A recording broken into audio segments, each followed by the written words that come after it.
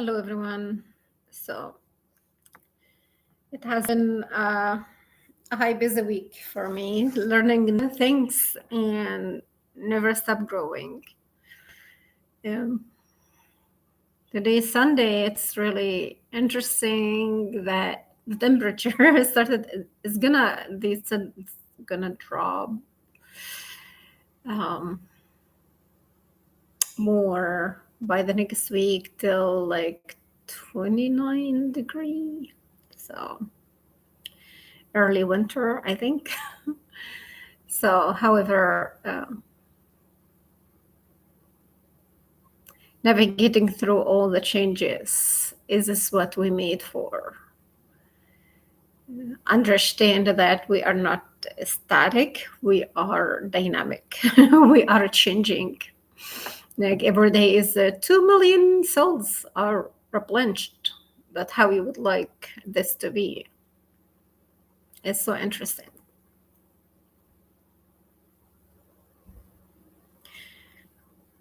The more you dive into the the human condition and how you are fearfully and wonderfully made, the more you say, the little I know, little I know, little I know. So there are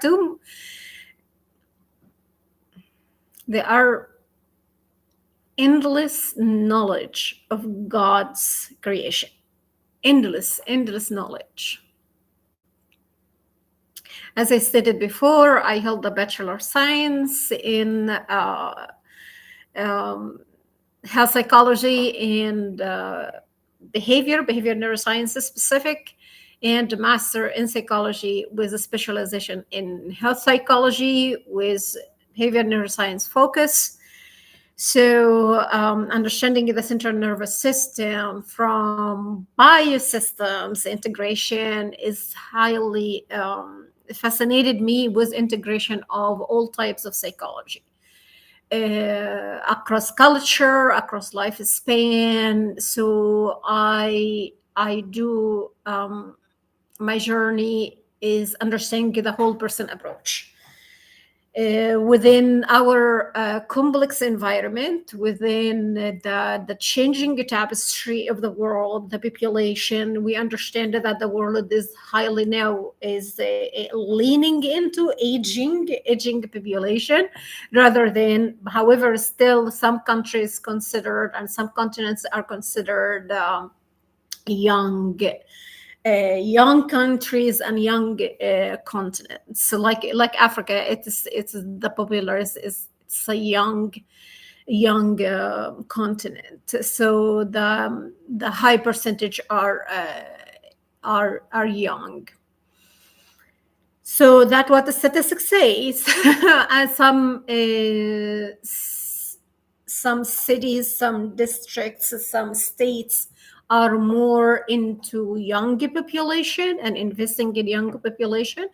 However, with the dynamic of intersectional, of multi-generational tapestry, and this is having happened before across generations, that we normally see. They say that the gap between the old and the young, but now we see elderly, old, middle age, young age, adolescents, children, and infants.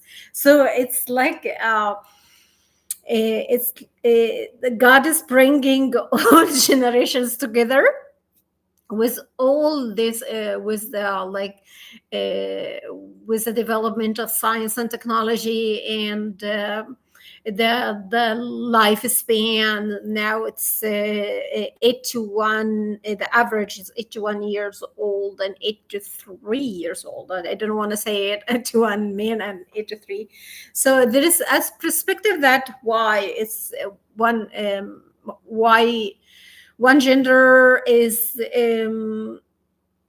expected to live more than others. However, there are other factors in life we cannot control. Some we is that is the trajectory if you live a balanced and moderate, will live the life. So this is the trajectory of your lifespan. Science has its role to do its predictions, to do its calculation, estimations, and assumptions. However, life is all bringing us with the complexity of behaviors, of cultures, of adaptation, and of the nature of the psyche of a human being and its influence on health and disease across lifespan. I focus on health span because I said, if you are not a number, you are not a number, because numbers only give you an indicator that this is the official age of the person that will be presented in a specific society's eligibility for specific rights, laws, or functionality, whatever functionality in the society or their community. So the age is a part of the component of the demographic factors. However, something we were not taught of is the biological age, that if you are like 60 on your ID, but some measurement are giving less, some biological markers, some biological physiological functionality is gonna give you a different age. It can be less what you have in your ID, or it can be more than you have in your ID. And that is why I focus on health span, which is culturally is not very common to talk about. The metabolic health of the pathophysiology of human beings is not fully being the common dialogue in health and disease. Still sticking, we say the person take the identity of the disease, but they are not understanding what is the metabolic functionality within this condition that indicate that this is what is happening on a cellular or molecular level, but my behavior will influence that. My decision making will influence that. My environment will influence that. So I'm saying that more, but however, I'm trying to explain it as much as I can to the layperson, to the normal. I started this series of videos as a contribution to the public. It's under Creative Commons. It is part of my education that I would like to contribute to the public with something that may benefit somebody somewhere, somehow. I don't know, but I am starting at the micro level. This is from the human ecological model, from the micro. I haven't been into any meso or macro or anything like that, but I'm trying my best, and I do it on my own, and I'm trying my best to facilitate what other factors like behind the need. Some call it culture, some call it power dynamic, some call it influence, some call it it is the political or the religious or the geopolitical. So our norm, our social norm used to give a label or a name to everything. If it doesn't have a label or a name, so that means, what do you say? What do you mean? And part of the equation that there are changes in the tapestry of population you are trying to facilitate something to. Some will be receptive, or like they are okay with what you say. Some may think about it. Some may consider some and leave some. It depends on where they are at. Some will oppose, like, no matter what you say, I'm not gonna listen to that.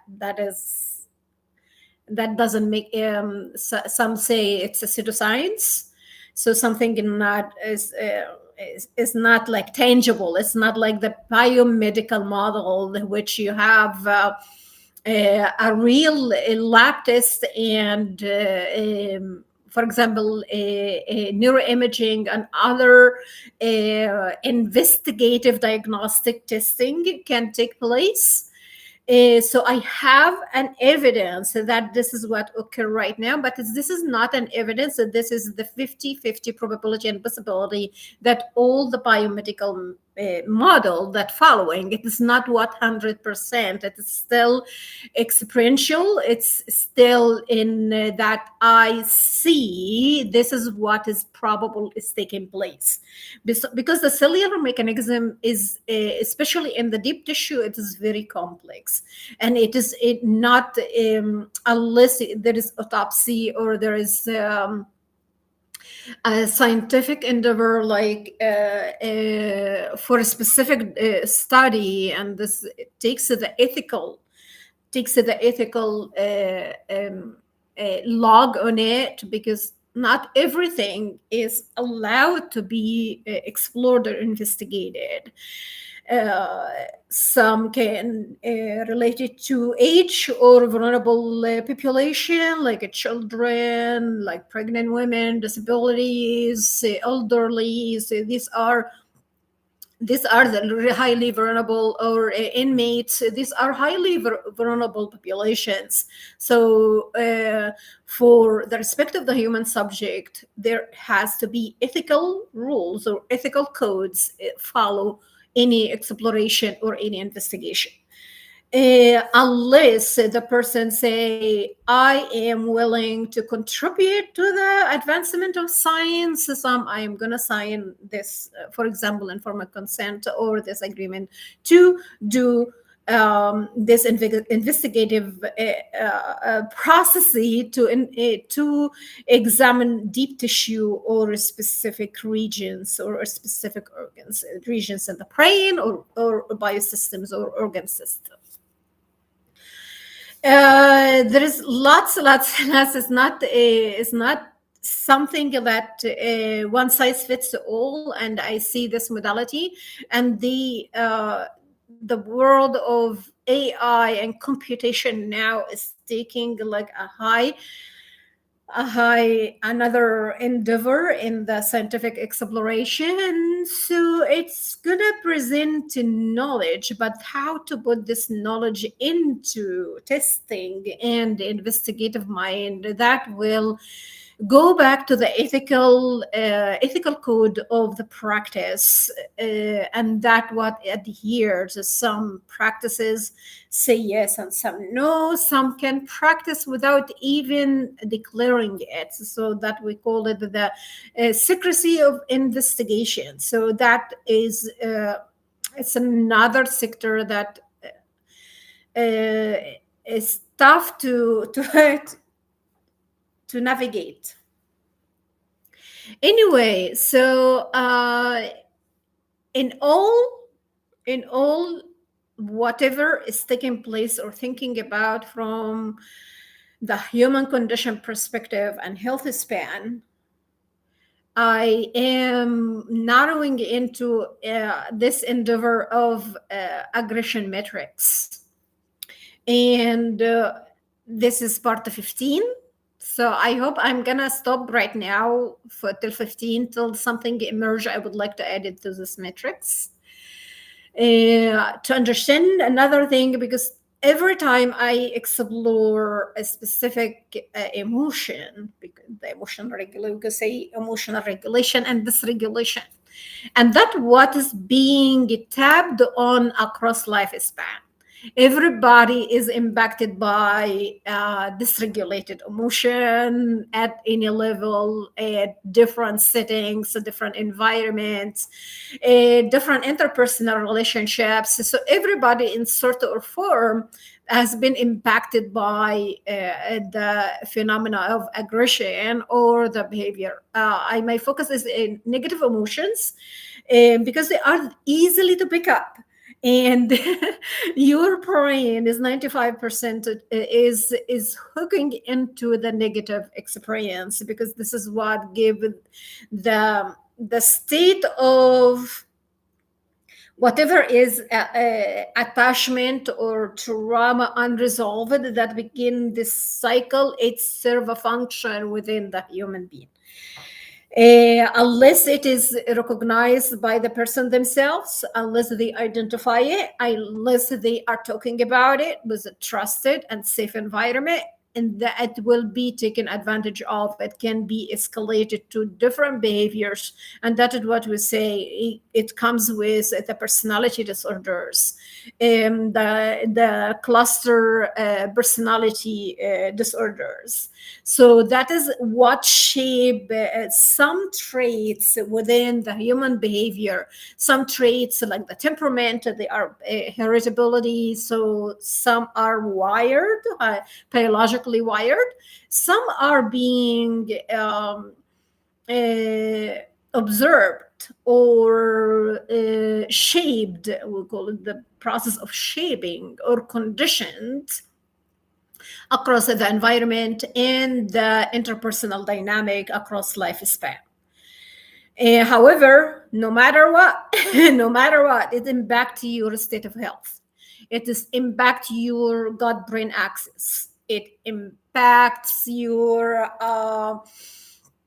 biological system functionality and adaptability and abnormalities over time. For example, we say chronic stress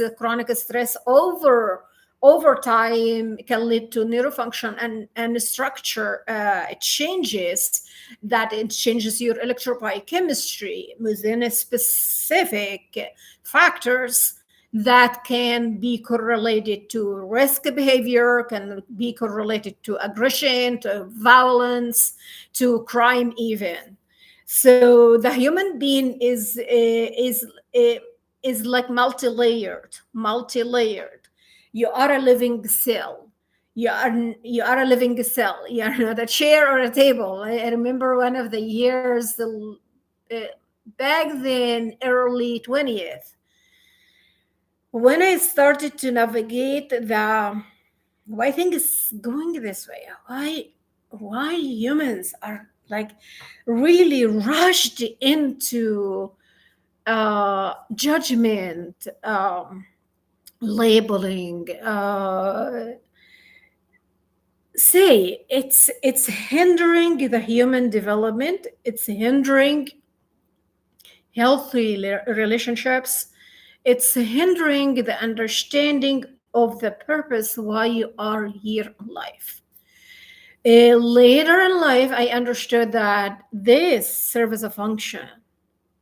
So we have, as I stated before, we have those who are highly aware, understand exactly what they want to do and what not to do, and they go for it, and they restrict their circle for only those who align with their goals, and they are very narrow sector.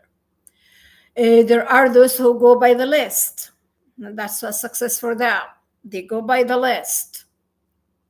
Then those who are like waving between like the roller coaster of the ups and downs of life and trying to figure it out, and those who are manipulate these ups and downs. So your your world, your environment is not one tapestry. It is a multi-layered. It is diverse, and it is complex, and it is based on what category the individual or the group or the society or the community, even nation, their goals are, and what they survive or thrive on. It will drive the behavior, it will drive the biological system, it will drive the trajectory of health and disease.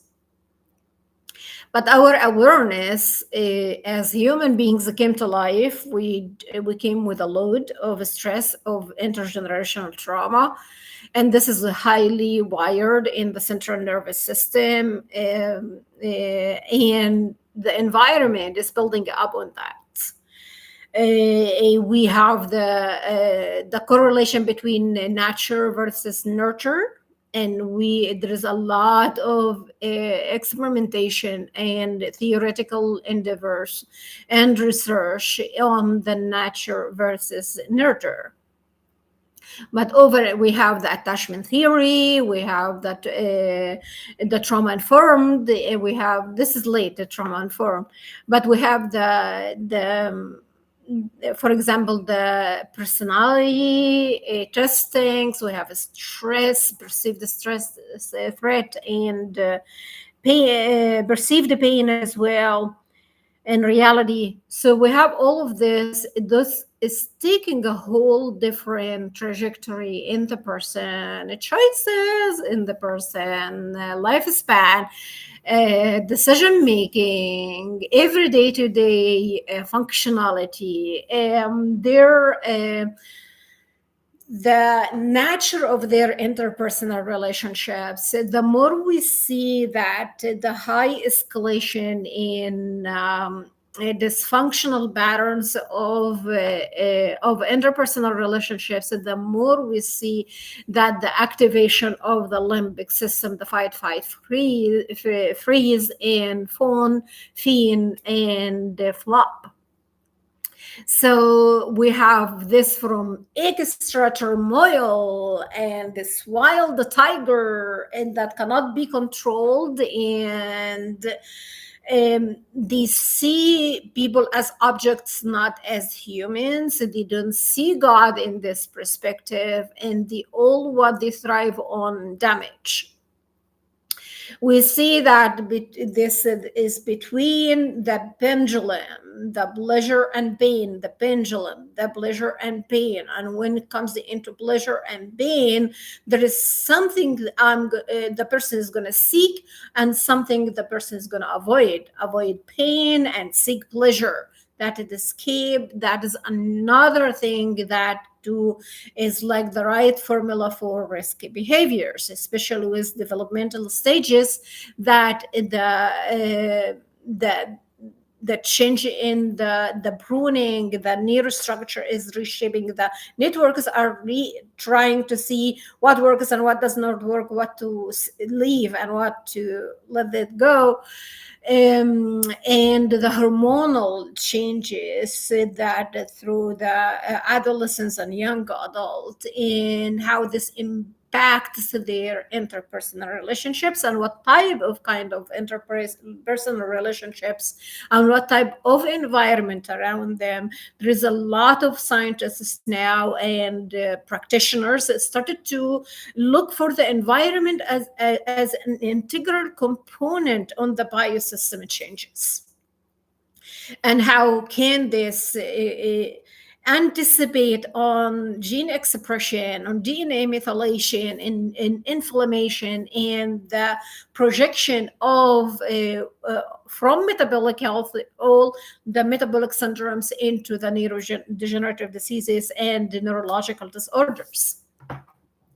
So it is not something happened today. It takes years. It takes decades till it depends on how far the biological system, the central nervous system, is wired with integration with the immune system, the functionality of the lymphatic system.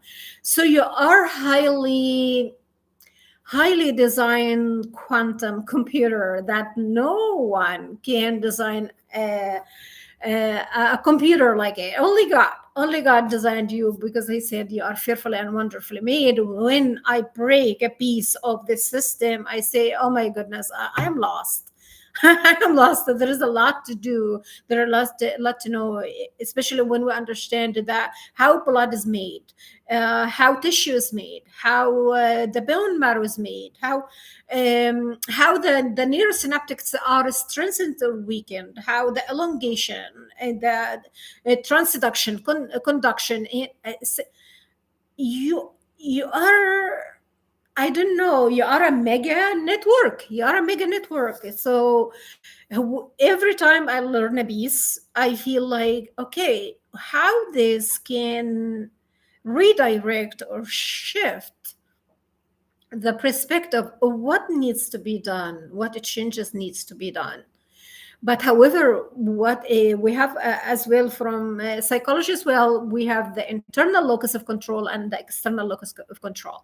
Internal locus of control, that is the balanced, the regulated central nervous system, that the person have the conscious mind that say, I have responsibility in that, and I have to take a move, or I take a step toward something, either discourse or either redirect the behavior. Others external, it's all happening outside you. And with the external, it's more more experienced with unresolved trauma and geopolitical conflicts, which, like, we many haven't choose the region they are being have the as their birthplace. They haven't chosen anything from the waves of how things go in a city, in a country, in the world. However, part of the shaping and conditioning is you have to belong somehow, something, to a specific group or a specific a way of thinking or perspective, or called affiliation. Some take it to the extreme into indoctrination, that forcing groups to do life a specific way. So God has one way. God has one way.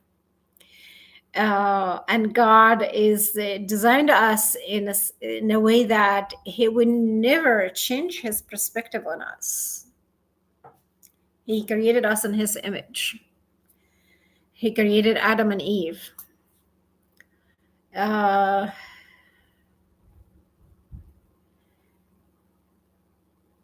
He made the changes to reconcile the world to Him, but the world never want to reconcile with God. And that is, we see our battle between the good and the bad. And it is witnessed in multiple, as the world evolve, as the world is changing, whatever the life, or as I said, human inventions or ideas or creativity can, or the scientific endeavors can be used for good, and many times it is used for harm, not good. And that is the battle that we are inheriting within our journey through life for self-discovery. If you are like overwhelmed with whatever happening around you in the world, self-discovery won't be like an idea to think of. But however, when God put this in your life, this means that He would like to direct you in His way. He would like you to use the knowledge for the benefit, for the good, for the life that He has freely given to us. So He has a purpose in that. He doesn't have like just for randomly He created you. He has a purpose for everyone, but we would like to seek this, as I say. But however, it's here, pardon me, it's in here, if like the pleasure and pain, what cause pleasure, it can be good and bad as well. What cause pain, that sometimes it's good and bad as well. For example, you are wishing that You are loving somebody so much, or you are caring so much for somebody, but unfortunately it is not paid back, or like there is a reciprocity for it, or it's a bi-directional relationship that causes pain, and pain for grief on what has been offered has not been the way it is expected to be perceived. Pain is can be physical. It can be, for example, you can say, sorry, pain can be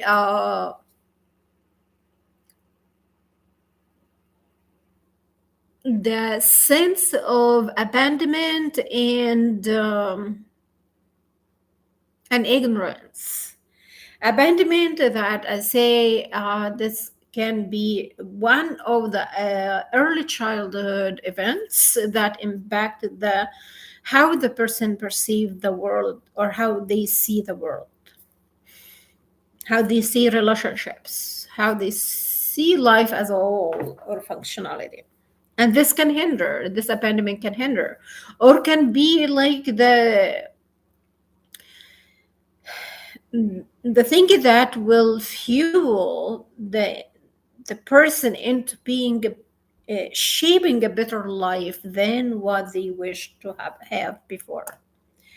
So it's here. Pain can be like from just you are accidentally uh, hitting something. It causes pain. This is a natural response of the physiological system, how we are built. However, aggression is completely different, and it is from a word, a text, a look, uh, a whisper, a way of communication, way for interaction, and way of reactivity or response as well. It affects the human, how they are perceiving everyday life, and with life, with the developmental stages, you're gonna see part of the human has been fall apart or putting together. You're gonna see it changes in the way of communication, the way of interaction, the way how they perceive or they take decisions.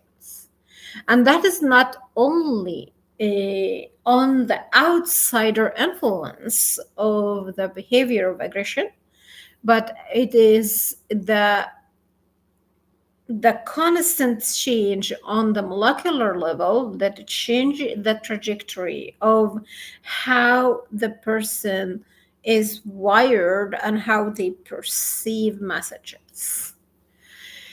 And unfortunately, again, this can be highly used by media, by mass campaigns or propagandas to shift the perspective toward a specific, that we call it the illusionary truth theory, that I think I did a video about it. So illusionary truth, that means that deception, manipulation, persuasion, whatever it is, we call it part of the brainwashing. It's changing the perspective of reality to make humans feel that, oh, this is actually happening. This is, but it doesn't happen. But using the visual, the text, the effects that can wire or change the resonance or change the oscillation or the brain waves,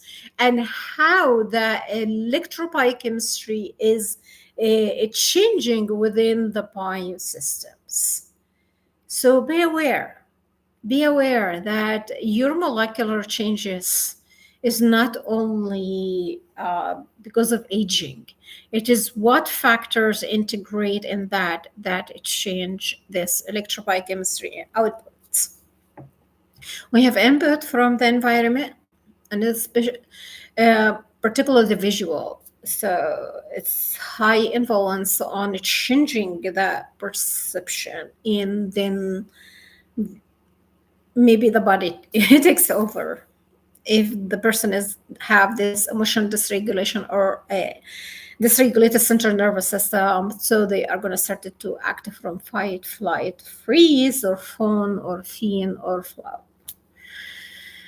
Uh, so we are fearfully and wonderfully made. Today, I'm gonna just.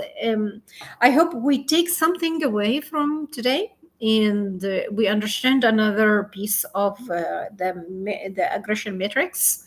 Um, yeah, as I said, it is just maybe in a gesture, in a smile that is bringing that is delighted with the pain of others.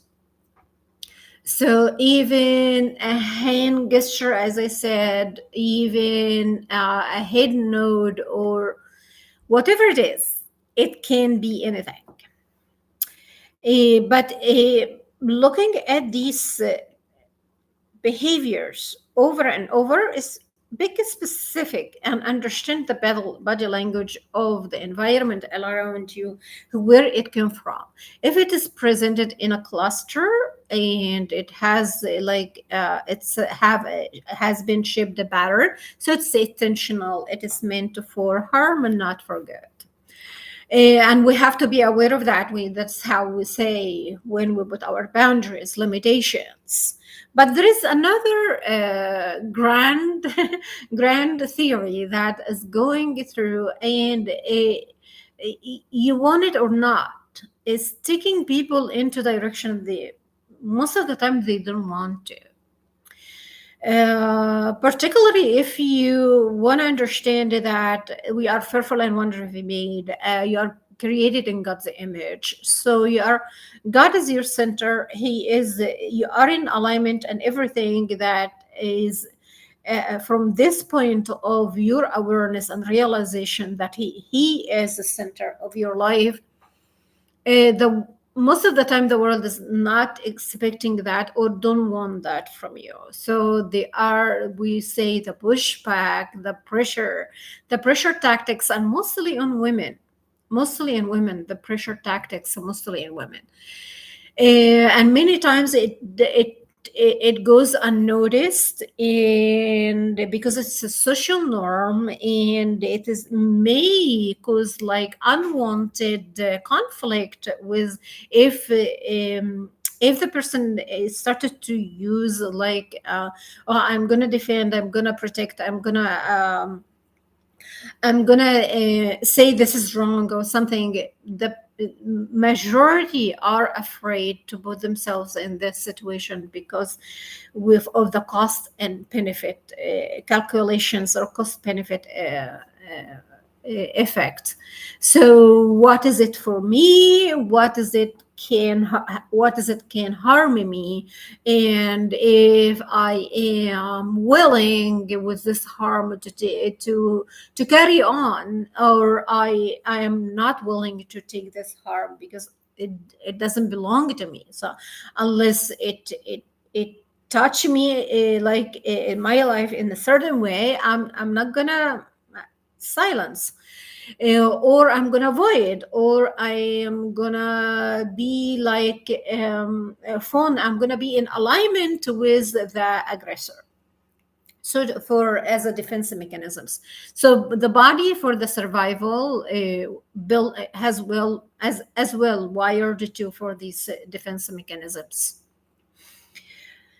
So I am bringing geopolitical influence on the neurodevelopment and health complications and other things like that. So this piece I would like to add to the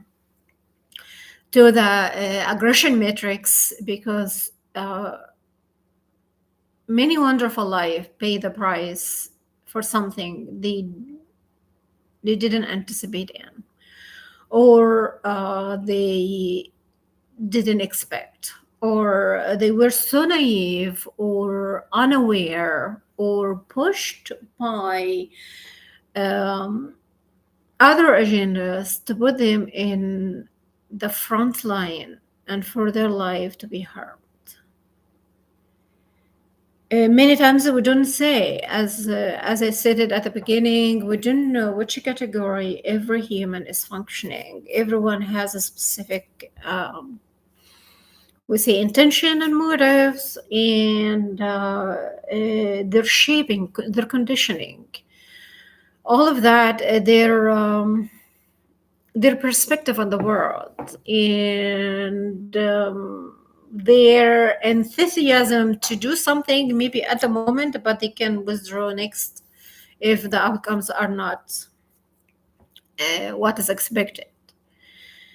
So we have to understand that human behavior doesn't have one standard. Doesn't have one standard. If you understand that, you know everything on in the human behavior. We know nothing. We know nothing. We know little, like speck or a nail. A speck like it's like a piece of tip of the finger. Okay, it's like a tip of the fingernail or something like that. That's all what we know, because God knows it all, and He is the creator that He contained everything, the good and the bad, the good, the sun rise on everyone and everything in this, the good and the bad. God didn't differentiate the sense of life of the essence of life. He said, like, I'm gonna give you sun, I'm not gonna give you sun. So God, the sun rise on everyone, and when the sun rises, it shows that this is a miracle is happening. So are you aware of it? Are you aware of it? You see, here we're now in the season of the gloomy, cloudy, no sun. So we understand the power of the light. We understand the power of the light and who made the light. We understand the essence of the warmth of life and who made this warmth of life, and how this changes on your brain health and your biological systems. So these simple things, the more you are aware and bring self-awareness to the life, the gift of life, the more you understand that the power of light, the essence of warmth, and the sunrise, and we understand that we are adult humans. We messed that up. We messed it up a lot, and we hope that something can be corrected one day. And that is how you say you direct your choices or decision making based on what you know, what data is presented to you, and whatever data is presented to you, that is power that God's giving to you. What with responsibility, what do you want to do with it? What is your decision from here? So let us see. I'm gonna go for this. I said, hooray! So part 15. And as I said it before, I'm gonna stop the aggression matrix unless something comes in the way and I would like to add it. So I'm gonna add today the geopolitical current persuasion influence and decision making, and what the neuroscience is saying about it and its impact on health and disease. So, as I stated before, that the intersection of aggression, geopolitical persuasion, and decision making has come increasingly relevant in a world characterized by political unrest, social polarization, and information warfare. Behavior neuroscience provides a framework for understanding how these external stressors influence individual and the collective behavior. These dynamics, when prolonged, have measurable consequences on mental and physical health. The mind, body, and connection, you are not separated, you are a whole. and they can even contribute to disease progression. Aggression, both reactive and proactive, is deeply rooted in neurobiological mechanisms involving amygdala, prefrontal cortex, as I said before, and the hypothalamus. The amygdala plays a central role in threat detection and emotional processing, often driving aggressive responses when it becomes dysregulated. Conversely, the prefrontal cortex acts to inhibit impulsive actions and promote rational decision making. However, we are saying in the neurodevelopmental stages, the prefrontal cortex, that is the break of the brain, the decision making, the focus, the language, the perception, everything, the working memory, all of this. So we have it fully completed at 26 of age, and some 30 of age, because of what type of life they are living, what stressors, what trauma, what impacted their life that hinders or slow down the development of the prefrontal cortex and the decision making as well on their choices. So we have this dysregulation, or the impulsivity may emerge constantly, or the norm. Dysfunction in the prefrontal cortex, whether due to stress, trauma, or persistent external pressure, can lead to poor judgment and impulsive decisions. And I said the tactics of pressure is being heavily used in females. It is unnoticed. It's part of the culture and social norms. It is part of influencing or impacting outcomes. So, for the majority, women or females are perceived that they are the weak, they have to be submissive, they have to be a tool or an object for services for the opposite. So they have no they have no expectation to have self-efficacy or choices, or have certain power on even their bodies, their decisions, their interpersonal relationships, their connections with others. A majority are being seen, and this is rooted in history, that female means something, a negative connotation. Even when in the old days, when a father has been telling the news that he has a daughter, they become sad. Yes, because of this social lack of trust in the perception of female in the community, and how they are being used or taken advantage of. So we have to understand that persistent external pressures, majority on female, and it is from early age. If you don't do this, this will happen. If you don't follow or comply, this will happen. And if you fight back, you are the problem, and you are going to be perceived as unstable and untrusted. It's all negative connotation on the perceptions of the individual, which hinders their life and their trajectory, how their life is going to proceed. For geopolitical messaging, propaganda, disinformation, or even they pretend that it's a fake it till you make it. So this is that one of the misconceptions of the social hierarchy, like fake it till you make it. Fake it till you make it, but unfortunately it consume the true identity of the person. Activates neural circuits related to identity, emotion, and bias. Specifically, it hits hard from 7 years old, and grow into adolescence, identity and emotions are integral parts in perception and decision making and the formation of who they are or who they want to be perceived. And as I say, the false identity. And I said, one of my friends said that one of my friends is doing a whole research on identity and how especially in female.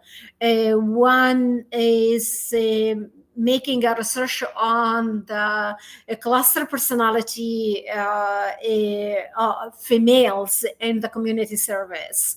One is making another research is the dark tetrad among females, and how they can mask through the false empathy. And just I said, oh my goodness, that is a whole different, and all of this impacting our neurobiological systems. So you don't exactly know, but you understand it when I said it before, when the shit hit the fan, when hardships really occur, when the psychological manipulation, because if it is physical, everybody gonna see is gonna be condemned or judge it. But the most, and this is from decades, the psychological, mental, emotional manipulation and deception tactics in depleting whoever being seen as a threat or as non-compatible or a competition, or we need them out of the way. So humans started to be like using this infusion of aggression into a projected outcome for a specific agenda or a specific results that they want to take place, but the perception of human is not exist. The perception of the real identity of the person does not exist. So I think there is we are heading into, like, this is for multiple of like 30 years, I think, uh, moving toward the global psychology from the perspective of the complexity or tapestry of the environments. So we are starting to see the dynamic of the neurobiological systems in a complete different lens, because now technology opened the eyes for, oh, this and that. Oh my goodness, but how far this is, it can lead to cognitive overload and depletion of the of the energy of those who for example, unaccepted, unwanted, present something conflicting or opposing to others' beliefs, or don't align with their agendas or their interests. So, unfortunately, human behavior is so complex. So, there's good and there's bad. But, however, science now is opening our eyes into what God has said before in thousands of years, uh, from the book of Genesis, since the creation. And when this bad seed is being implanted within the human infrastructure, I call it infrastructure, this seed still is fueling many other things, and that is part of what we say in the equation of life. And it presents you with a choice, what do you want? So for example, in here I said what hits hard on and from identity and emotions, it projects into biases. So we have individual biases, group biases, international biases. So it shows up in critical moments of decision making. It shows up. If and it become like the social norm or the geopolitical norm that it's gonna be repeated without even thinking. It's the rhetoric memory, or the what is familiar, what is relevant for the tribal survive. So it is the crystallization, the polarization, and the containment of everything based on these factors in closed circles. So we see that in multiple ways in our lives, and unfortunately, those who are vulnerable, they are the most impacted by whatever is taking place or changing the tapestry of what is going on in our own life. So going back into how this impact this propaganda, geopolitical messaging and disinformation, it change the neural circuits related to identity, emotions, and bias, and pay attention for those who are really susceptible or for those who are really vulnerable, and they are not wired to take changes like easily or gracefully.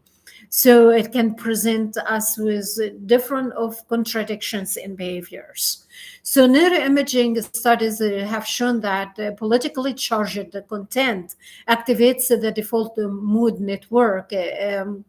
Particularly when it aligns with, and I stated with a default mood network and reticular formation and rumination. I stated this before, which aligns with existing beliefs. It presented this self distortion, cognitive dissonance, contradiction. A change of the perceptual reality, or change in beliefs, or heightened stress. Such reinforcement loops reduce cognitive flexibility and promote in-group or out-group thinking, which can escalate aggression and reduce empathy toward the perceived outsiders. So imagine this automatically is conditioning from early age, from 7 years old. It is conditioning. This is when the identity started to shape, and the child started to see, looking at the adults and who, whatever the environment is presented them with, a good and a bad. This is going to shape what reality or the perceived reality in front of them, and that is why we say understand the background of the behavior. Don't take the behavior that what you see as face value, and this is what actually is happening, and you are ready to put a label, you are to put a judgment, you are he is, she is, he is, whatever. The am and is the be verb, that is means you are giving identity. So the person is the behavior, not the person themselves. But what are circumstances, what are factors interplay at the background of this? We are taking the superficial, um,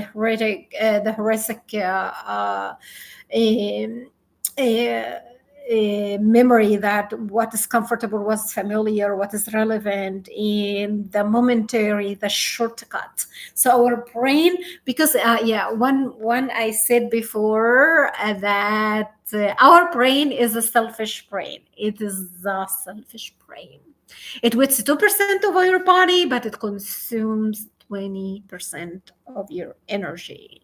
And it doesn't care if your body needs this energy or not. And I would like to do um, a video on energy. What does it mean in energy? ATP, DP, ADP.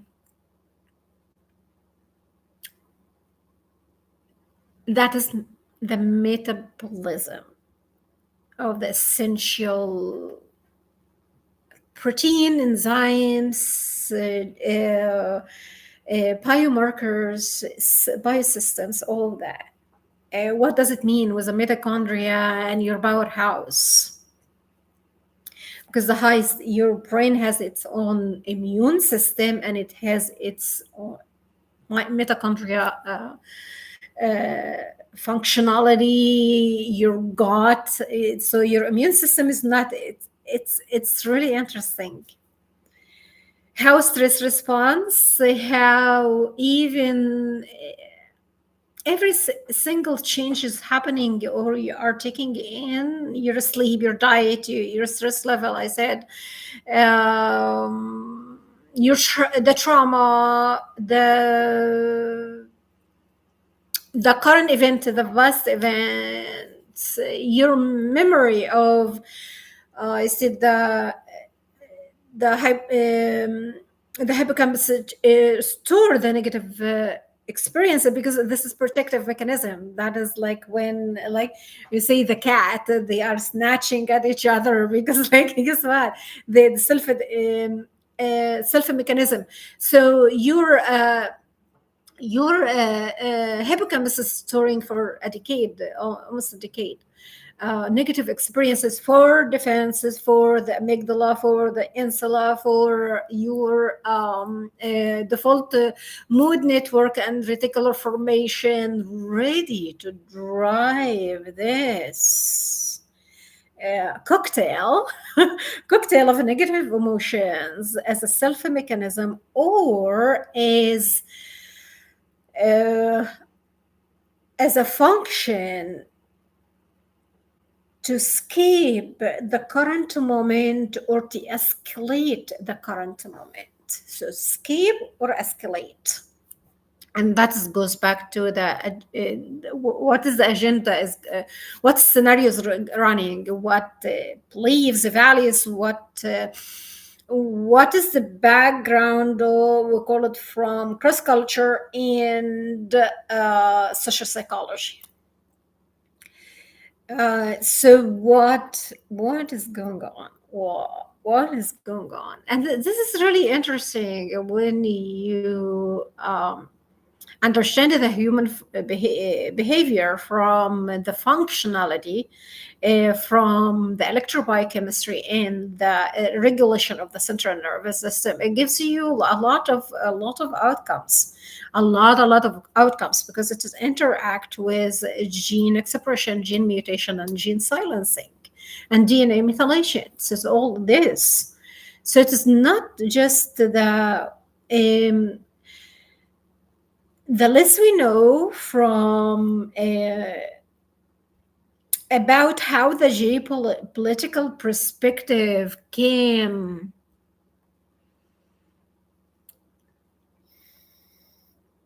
erase civilizations,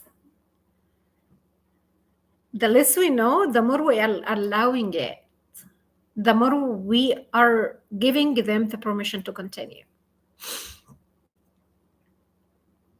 The awareness starts not only by understanding our history, it is not repeating the history, and understand the present moment, what we want, the way forward. The way forward is still, I understand it.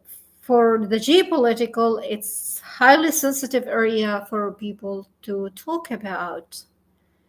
And just this, that is who we are. That is that identity talking. What kind of identity you are talking from? So you understand the identity of the person when they are highly, highly driven by the history that harm, not doing good. And that I say is built up on the cell memory. Children are modeling, the adult are modeling, or the world is modeling, the children are being shaped by this modeling, whatever it is, risk behavior, danger behavior, whatever it's taking place, but it has more than into it. Using opponents against one another to have a higher power over a situation. using a specific background against one another to have a power over a situation, uh, using technology and science to have a higher power over a situation. That is only something we would like to see, be aware of. Is it good or is it bad? So you have these filters, you have this sense of awareness and understanding why you are choosing this approach, not the other, because this is where you stand. This is in alignment with God or not. However, we see all this interacting and still happening and still repeating and still the schema of influence outcome using people against one another is still occurring, it's still happening. Not caring for the human themselves, it is caring for what is the function, what is the gain out of this. And this is only say when it is on a scale, is it good or bad? But if it is not in alignment with God, I don't want it. However, some don't like this stand, so you become like the outsider. So that increase the perceptual experience of aggression. Exposure to conflicting or threatening geopolitical information elevates cortisol level. So your neuroendocrine is not like, wait a minute, your amygdala, your insula, your HB axis, your SIM axis, all of this, they are, and I did a video on the skin. So skin, the largest organ in your body, and your visual cortex, that is the highly antenna that collecting most of the information and signaling to the neurosynaptics. So it's not only that, the stress response elevates the cortisol levels. Imagine it's a prolonged. And I explained the cortisol, the elevated cortisol levels on cardiovascular, on inflammation, neuroinflammations, even in compromising the GI tract. So a lot of things is damaging to the tissue on a molecular level. That is only perceptual. That is only something you invited into your life, or you adapted as your identity as a geopolitical, your the biases that you ingrained into the tapestry of the behavior and attitude toward one another, not seeing the human, you're seeing the object. So thereby impairing executive function and increasing amygdala activity. These neurological shifts can make populations more susceptible to emotionally charged decisions rather than rational, long-term planning executive function.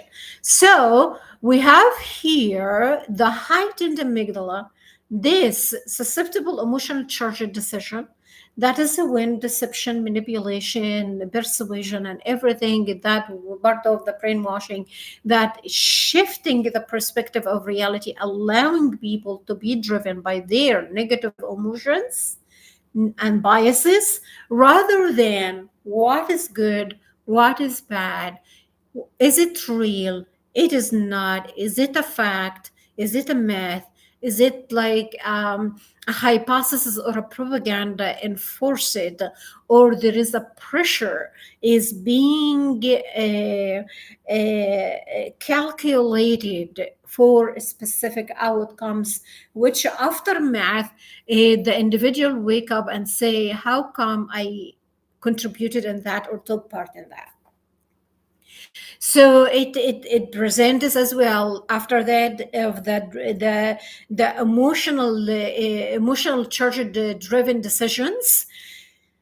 It it it comes back into activating later on. The aftermath is shame, fear, and guilt and pain. And that is the human, as we say, shame, fear, shame, guilt, and pain. But what lasts more and what can take like a form of physiological, because the prolonged emotional negative state, it changes into the signaling into the tissue, into the physiological functions. So the body is experiencing real pain. And when sorry guys, and when the person say I feel pain, believe them. So you cannot deny their rights for that. When they say I feel pain from 1 to 10, how you experience your pain from scale 0 to 10, for example, they're gonna say 7, that is severe. So if they're gonna say 8, that is a that is their perceptual experience. But we don't understand what made them say I experience it is 10, because 10, this is normally no lie, almost cannot unbearable pain. But the person is just sitting and talking, but they say the pain is 10. And we we don't argue with that. We What they say is this what they express, that is the lived experience. But we don't dive deep into what caused their perceptual scale of pain, such severity. Time, scales, rule, your code of ethics, because you are not like addressing a specific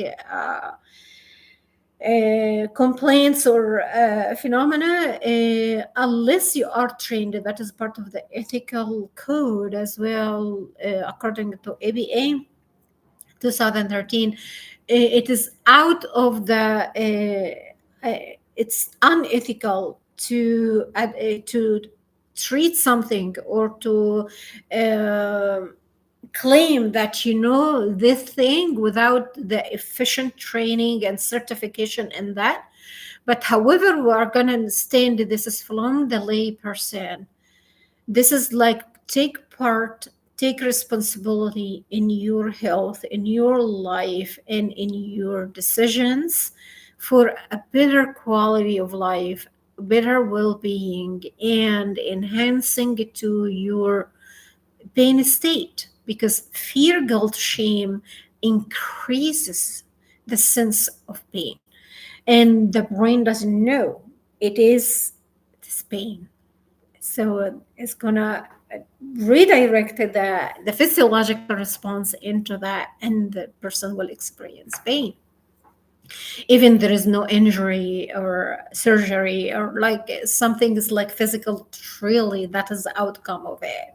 It is a psychological, emotional, and mental. It's turned into a physiological response.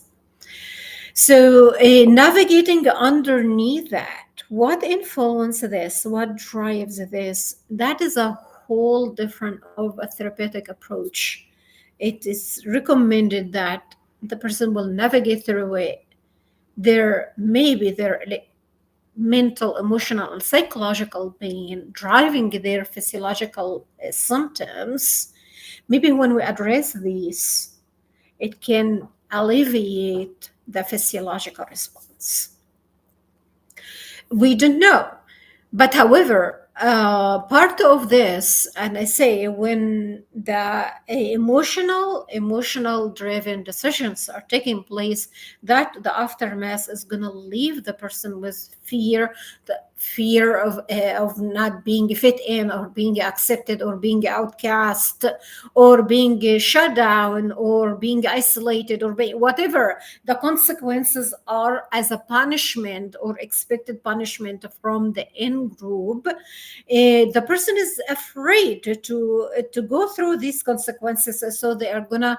But however, after that, after the compliance, after doing what they thought that it will bring them punishment, they are gonna experience guilt and shame, and that it redirected the process of pain. It can be in small events and it can be in large events, but what critically influence this shift from emotional, psychological, and mental perception into physiological response is the severity of the experience, of the perceptual experience. What changes occurred during this, what the change, so the severity, it will that change, the degree of a change will determine why the severity of the outcome is being is the state that the person is true is living with it, or suffering or struggling with. So we have to understand everything impacts, everything has influence on your health and disease. So, like for example, in here, a chronic exposure to aggressive political rhetoric and geopolitical tension induces long-term stress response, and say the sense of fear, guilt, and shame that will lead to the pain which is experienced on a physiological state. Psychological is physiological. So prolonged activation of the hypothalamic pituitary adrenal synaptic axis leads to immune dysregulation, increased inflammation, and heightened risk for mental health disorders such as anxiety, depression, and PTSD, or post-traumatic stress disorder. And we have more complex PTSD. So that is interpersonal relationships. So when it drives in interpersonal relationships is the main driver of the anxiety, of depression, and the symptoms that the person is living, and the change in their pathophysiology. Behavioral responses to stress, like either the escape or seek. Escape, like they're gonna lead to risk behaviors like substance use, poor diet, sleep disturbances, because the person is not comfortable. The sense of fear, guilt, and shame, it is highly depleting energy for the brain, because it is the consumption of the ATP and the consumption of the energy, and the brain gets exhausted. So when this exhaustion is exasperating, it takes into the musculoskeletal, into the GI, so it is depleting other system. That is why you see other things that we would like to drive the osteoporosis, like especially in females. So that is all the cumulative behaviorist responses to stress. Not everyone is trained to this is stress, how we deal with it. It's unfortunate people are aware of it at the state of disease. It is allostatic load they are carrying. That is why they're trying to figure it out, but before that no one care. So we see exacerbates the risk of non-communicable diseases, including cardiovascular and metabolic syndrome. And once the cardiovascular and metabolic syndrome, we see the neuro disorders and neurodegenerative diseases, because yes, it is the allostatic load and the oxidative stress. So the behavioral tendency to conform to political ideologies, imagine that, guys, for the survival mode, that people are giving their mental, emotional, psychological capacities and exhausting their brains due to fear, guilt, and shame, and since are living with pain after that for something they have no control on, unless they deliberately aware they are doing this. That's for me is I don't know how to explain it. But if the person chooses suffering, intentionally choosing suffering, this is against God's will, who gave you life. A life was abandoned. life with an abundance is not like the materialistic or things like that. Even you have little, you feel content, you feel full, you feel whole, because you are aligned with what God wants within you. So imagine that a life is all built on ideological stressors. What type of life is that? And how God far is happy with that? And what children are learning from this? What allostatic load are being transferred to them? What other conditions that the world is still persisting in passing it to new generations, which is bringing us this responsibility for that. As I said, the behavioral tendency to conform to political ideologies under stress also contributes to reduce the health-seeking behavior in some populations. So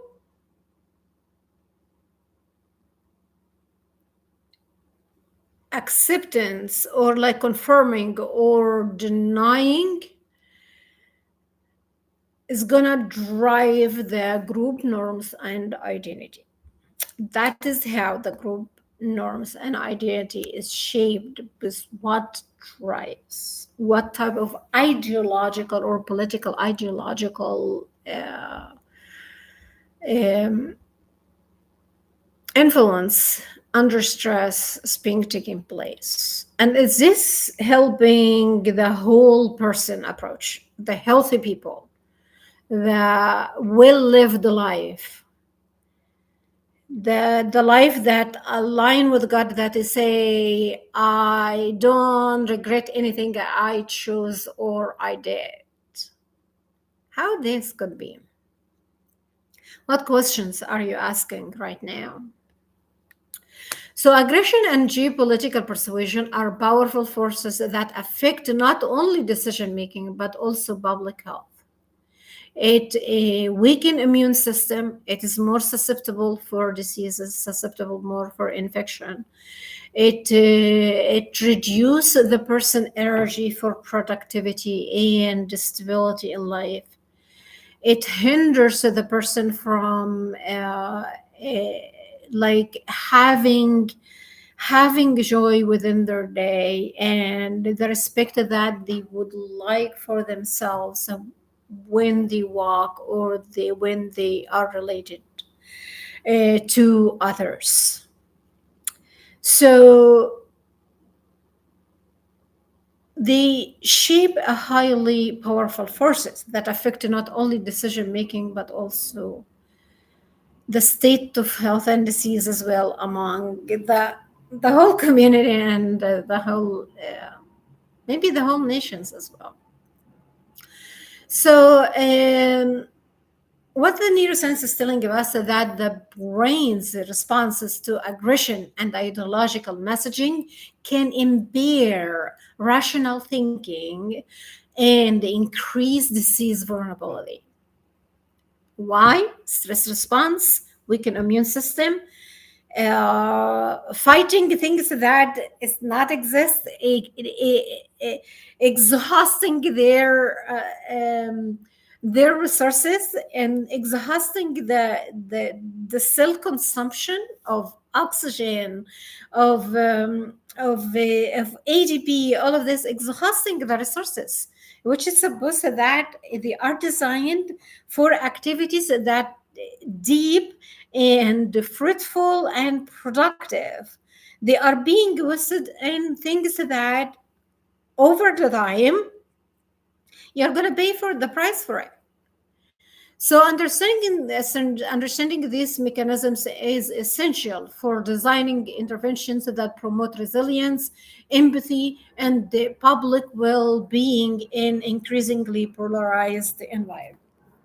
It's not only resiliency, it's identifying what is against or not aligning with God's will? What is not aligning with a life well lived, a life with quality of interactions, with value added on your day, and understand what are your boundaries, limitation, how far you can consume of all this publicized propaganda ideological campaigns, what its outcome on your state of health and disease. Understand that how it impact you in day-to-day functionality. We live in hard times. We live in days that it is be or not to be, as I say. And this changes happen like when civilizations shifts, when multiple things are reshaping the world around us. This happens, but it brings us with a question: what type of life do you want? Is this serving you? Does it have a function? You want it to continue or persist? So, how this can impact the neurodevelopmental, especially when we are talking about aggression, persuasion, and decision making. So brain development is not a uniform across the lifespan, and the different regions mature at different times. This developmental trajectory has a significant implication for how individuals process aggression, persuasion, and make decisions in response to geopolitical stressors. During early childhood, the limbic system, including the amygdala, mature more rapidly than the prefrontal cortex, the hyper. They have lots of activity, which governs executive control and rational decision making. This development imbalance makes young children more reactive to emotional charged stimuli and less able to regulate aggressive impulses. In an environment marked by conflict and political violence, early exposure can lead to lasting changes in emotional regulation and stress response systems. So they are setting up, they are wiring the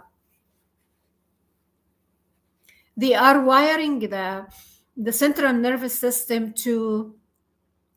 uh, to work in non-alignment with what messages are coming forward.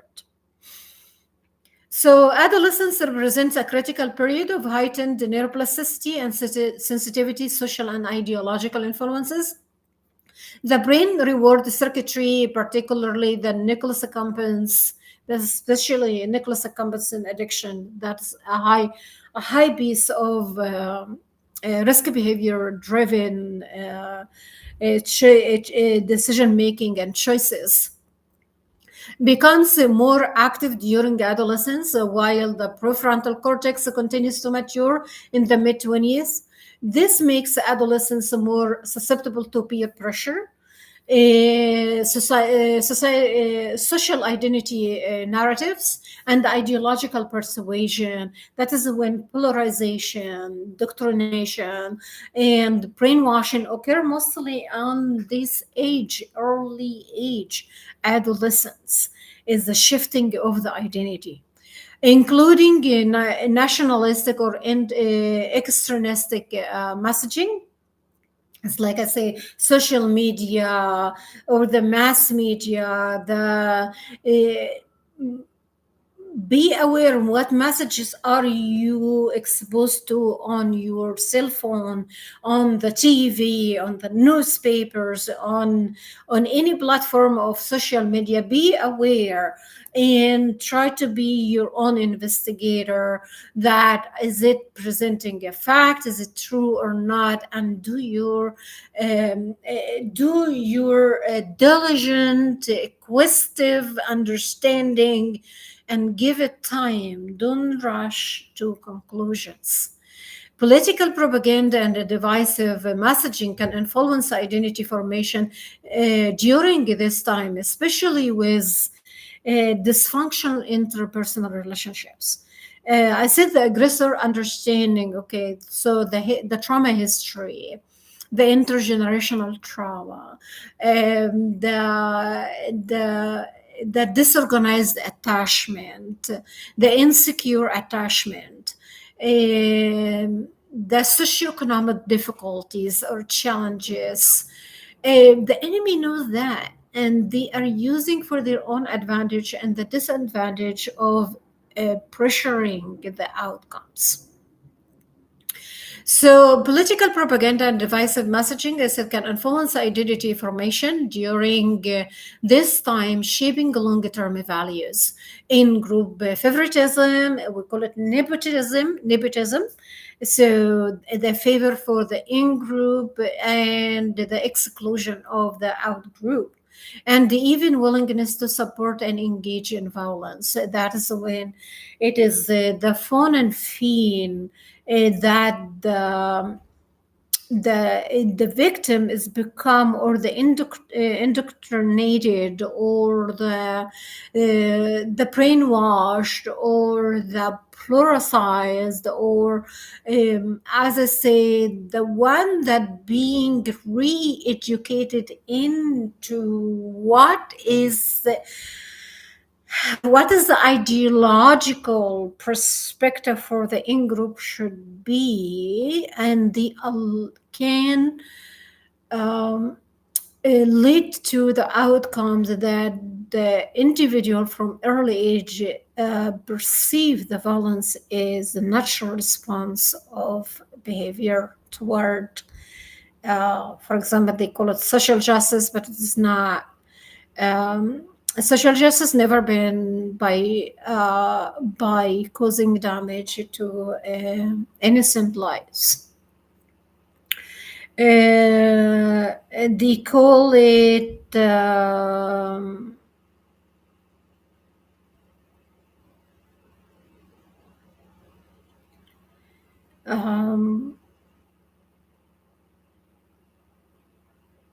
take things in your own hands, but in a negative way. In a negative way. And you see this can impact particularly young children or adolescents, young adult, and females drastically than any other group that aware what they want to do, and why they want to do it. So adulthood, you see the executive control network are more developed, improving reasoning and emotional regulation. Because with reasoning, you are using higher thinking, critical thinking, you are dissecting everything that comes your way, but you are not wasting your time. You started to build this differentiational perspectives that this is aligns what is already the fact is presented, and this, or we call it the congruence, and it present with multiple resources. So you are not collecting your information from one source. One source is that we say well, I see the polarization, or the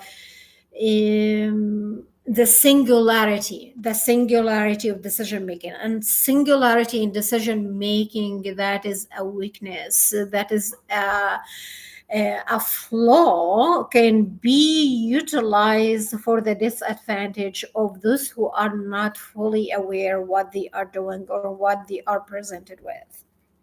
So that brings a crack in the stack. So you have to understand what information is presented, in how your information processing, especially on the executive function, how they are working. Are they are triggering more fear, guilt, and shame? You stop.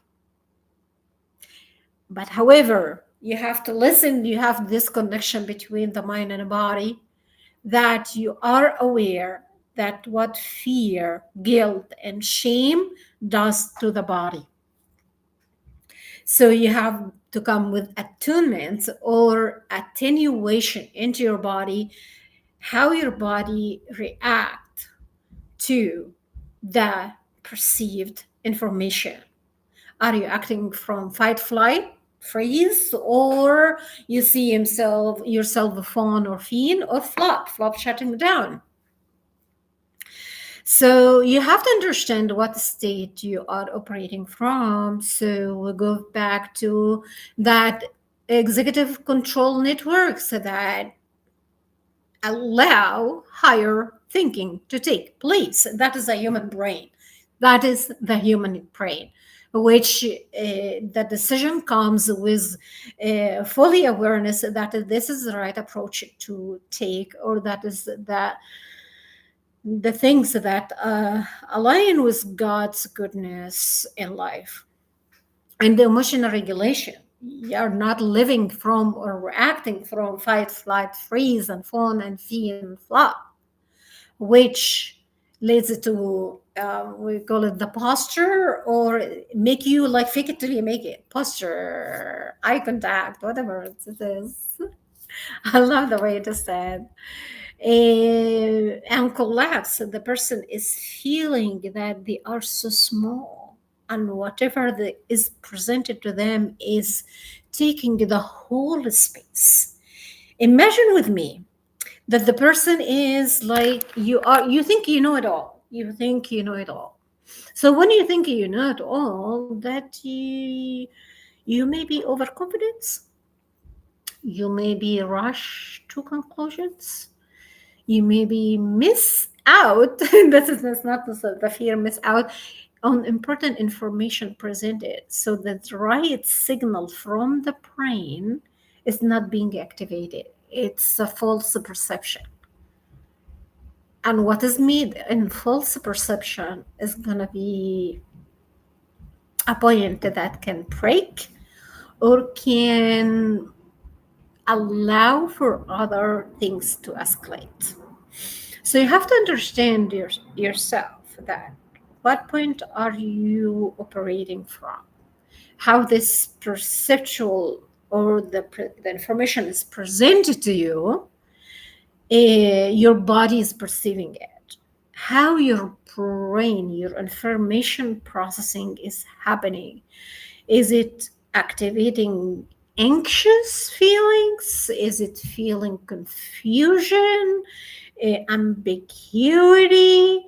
You feel that your body is not at rest, or you think you are overwhelmed, and what the world is projecting onto you is more than you can handle.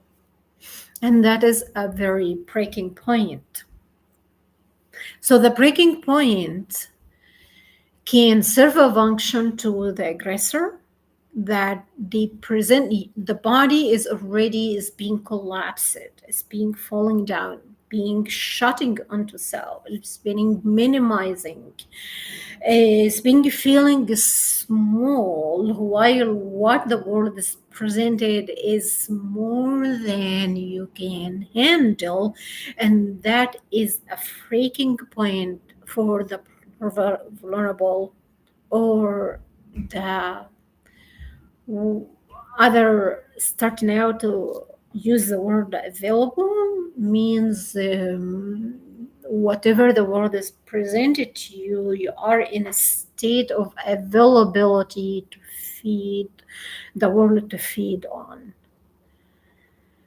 So how far you feel yourself that, or you, with the information presented to you, or whatever the environment is is is reflecting onto you, how it make you feeling is a temporary. You cannot count on that, on your feelings. You cannot count on your feelings. Feelings deceitful. Understand your perception. How? Because your perception is gonna last more than the feeling, because it's gonna activate a specific physiological responses like the stress response, heightened or elevated cortisol and adrenaline, fight, flight, freeze, overwhelm, blocking for the prefrontal cortex, and inability to make a decision or to see what's exactly in front of you. So you are rushing into the emotional state.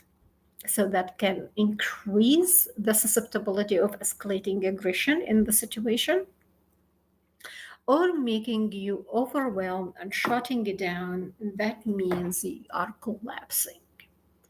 So you are feeling little in your chair, you are feeling little wherever you walk, you are feeling you are minimizing your presence, and you become invisible and shrinking, shrinking, shrinking. And then the central nervous system started to collapse. That means inability to function properly through the day, and everybody can see it because you are going to be like labeled 100 and zillion of labels. No worry. That is what the world is trained for, to put labels on everything, to put labels on everything. Even you don't have a label, you have to create a label. So that is part of our how the norm is activating. You have to have the awareness of that there is a standpoint of the functionality within the world that is called the labeling, that is called the judgment, that is called division, that's divide and conquer, whatever it is. So you see all these factors happening, but you are not aware exactly where you are at. And this is when we say, take your understanding from multiple resources, from multiple resources, and both the good and the bad, and start to see as well how the perceptual experience feel in your mind and body. Increasing your level of stress. So, is it a good stress or bad stress? But prolonged state of stress, that is fear, guilt, and shame, it will exacerbate into pain, and whatever is emotionally, mentally, psychologically, is gonna be a constant state of physiological response. So you have, this is gradual. I say I am not a separate entity from the world. I am in the environment. I impact the environment, and the environment impact on me. But how I impact and how it impact me, this has to be filtered. This has to be um, utilizing the reasoning, the critical thinking, the problem solving, the attenuation, how your mind and body are connected with whatever is presented to you, and what experience or what event you are going through. It's so important. I'd like to say that. And I cannot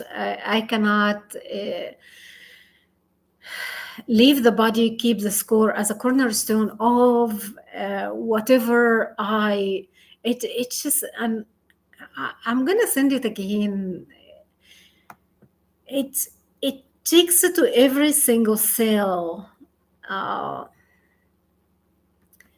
and whatever behavior changes occurring, you're gonna see it in this book.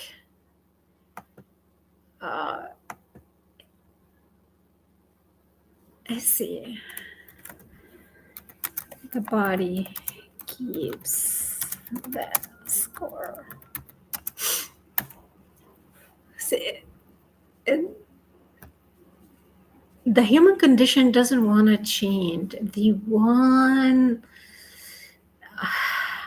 didn't know what to say. Um, you have to understand you are a living cell. You are a living cell. Whatever you come across with and interact with, it's impacting you and impacting your health and disease. And living a day without pain, it's a huge gift. It's a huge gift. However, who can understand that, and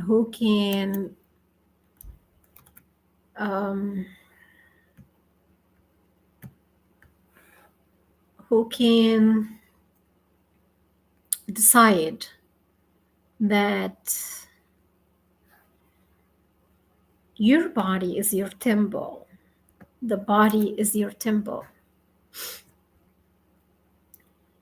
And this body God has created for you to have a stewardship, to have responsibility to it. I hope that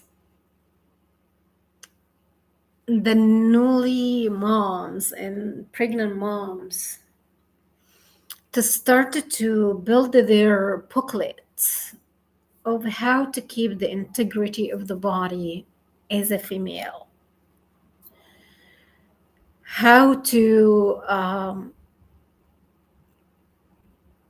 honor God with every single thing or choice they are making, how to to start to build this antenna of identifying the good and the bad, and why they are doing this, and what function does it serve with these choices. If you're repeating the same cycle of trauma, understand that your body is surviving and this is not a healthy state to exist. If you notice that you are attracting the same pattern of relationships that exhaust and consume you, that is not a healthy, godly relationship. If you see that pressure is being in place and persuasion in place to impact your decision, to force you do something you don't want to do, understand that is not godly thing. So understand the nature of aggression in a different way. It can be manipulation, it can be deception, it can be, as I said, a pressure. It can be like the love bombing, flooding you with gifting and showering you, but by the end they are going to be the aggressor. So they are the healer and the aggressor at the same time. And that is very dangerous, and needs to have the wisdom from early age how to identify these micro behaviors that ingrained in the culture and in the social norm impacted by the geopolitical propagandas for specific outcomes, for specific interests for the in group, not the out group. So you have to understand that you are going to see your life in God's lens, not in the world lens, in God's lens. So how this can impact you? So I send the body keeps the score because it's highly wired in the central nervous system.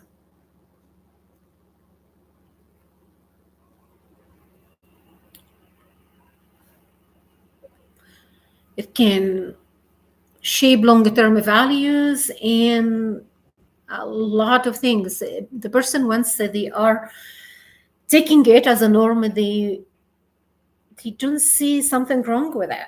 They don't see because this is happening. Everybody's doing it. But how it impacts you, how it serves you.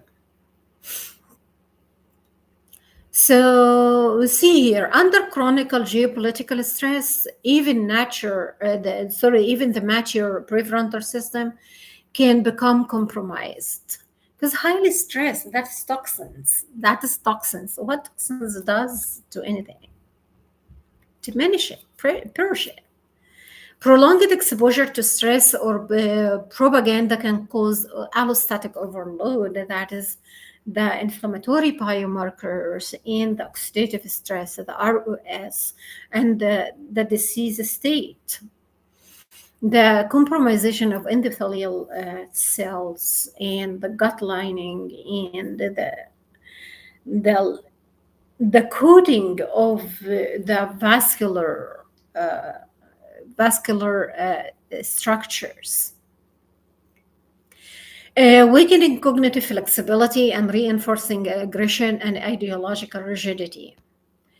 These effects are amplified in adults with prior trauma or unresolved stress. I said, if you don't understand it, if you are not in attunement with your mind and body and understand exactly, are you acting from a state of alignment and peace and awareness that you understand the load around you, but you are an observer, not observer for it. So all of this, how it impacts you, it can influence your trajectory of the neurofunctional structure. Especially in the developmental periods, linking neurodevelopmental history to adult vulnerability in high conflict geopolitical environments. Stressors encountered at different neurodevelopmental stages have distinct long-term effect on health, like early childhood stress is linked with HB axis dysregulation and the increased risk of depression, cardiovascular, and immune dysfunction in adulthood. Adolescents' exposure to political violence correlates with higher rates of PTSD, anxiety disorder, and risky behaviors like substance use. Adult exposure to geopolitical stress exacerbates pre-existing vulnerability, especially in populations with developmental trauma and sociopolitical marginalization.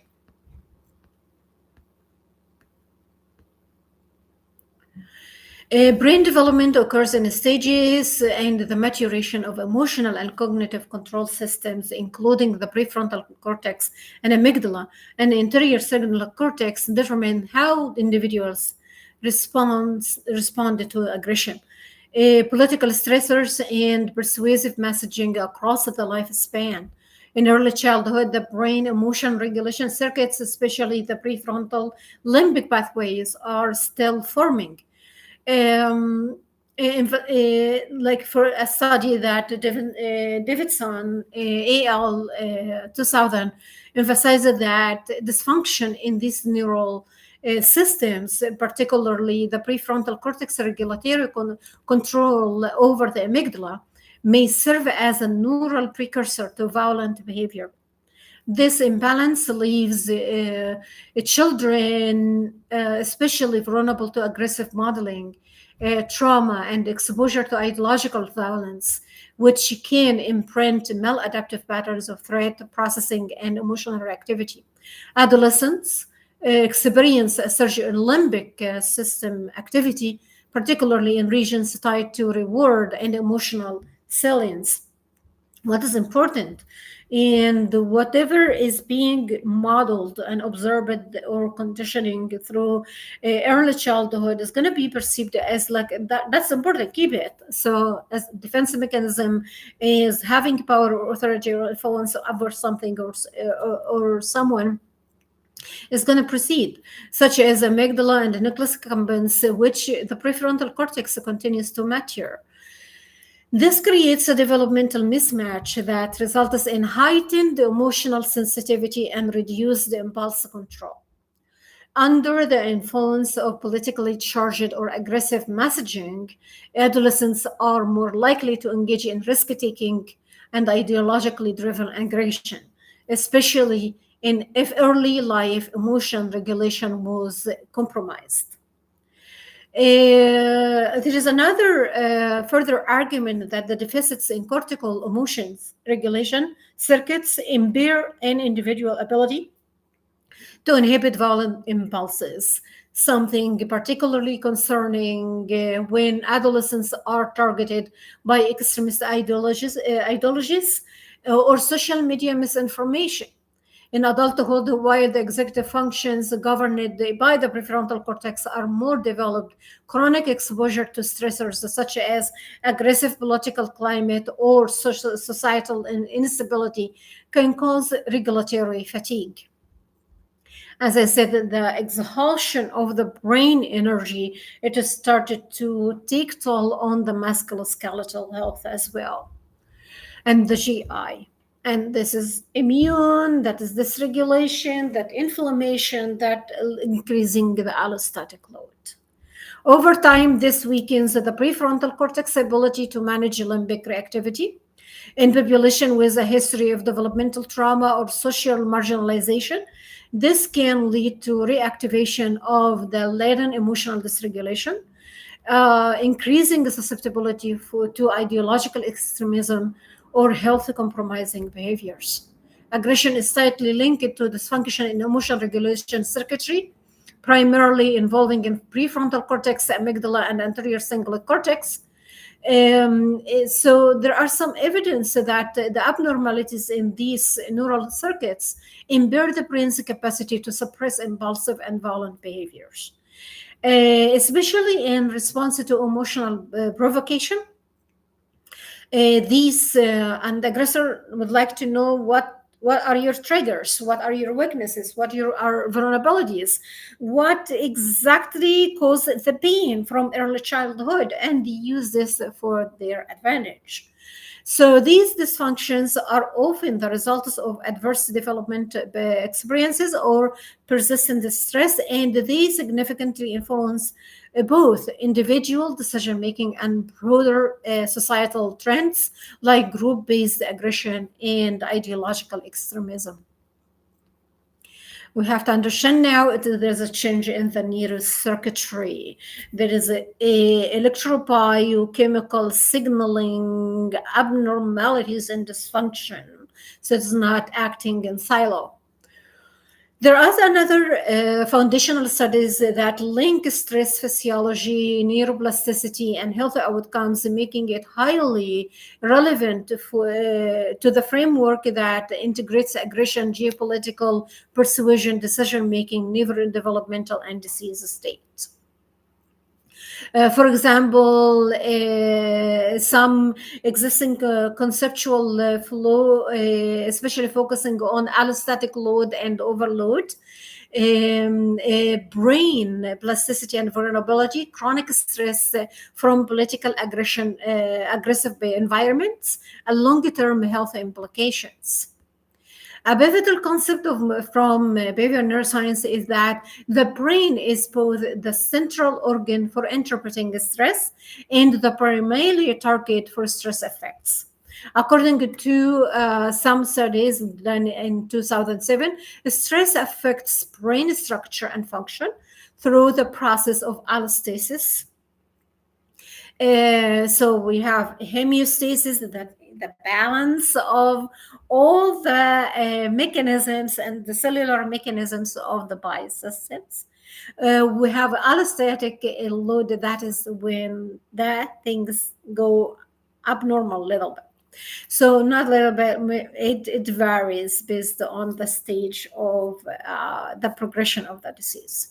The body, the dynamic process of achieving stability through the physiological and behavioral change. However, when stress is chronic or extreme, it can lead to allostatic overload, causing significant dysregulation in both neural circuits and bodily systems. So there is some emphasis on some brain regions, particularly prefrontal cortex and amygdala and hippocampus, are both regulators and targets for the stress response. These regions play a critical role in prefrontal cortex, executive function, emotional regulation, and inhibitory control. amygdala, emotional salience, and fear and threat detection, hippocampus, memory formation, and contextual evaluation of stressors. Repeated or unpredictable stress impairs these brain areas is differently across developmental stages. In child and adolescents, when brain structures are still maturing, these changes can become structurally embedded, increasingly vulnerability to emotional dysregulation, poor decision making, and health problems later in life. So, do the child and adolescents are being aware or informed of this complex dynamics of integration of geopolitical and environmental aggression and the input from whatever events are occurring and their impact on the biosystems? Are they aware of that and how they are prepared? So let us see here the prolonged exposure to stressors such as sustained geopolitical tension, aggressive environments, or ideological conflict leads to dendritic retraction in the prefrontal cortex and hippocampus, impairing memory, planning, and emotional regulation. Dendritic growth in the amygdala, enhancing emotional reactivity and fear response. Glucocorticoid response, receptor regulation, disrupting feedback control of the HB axis. These alterations are neuroplastic, meaning they reflect the brain's adaptation to stress. But over time, such adaptations contribute to pathology. Pathology means the existence of the disease. Chronic stress, whereby transforms normally adaptive system into the maladaptive, self-reinforcing loop. Um, Especially when paired with geopolitical aggression and persuasive propaganda that constantly activates threat response. Imagine the body is working always is looking for threats, looking for alerts. Imagine what the state of biosystems is function from. It's increasing the allostatic load.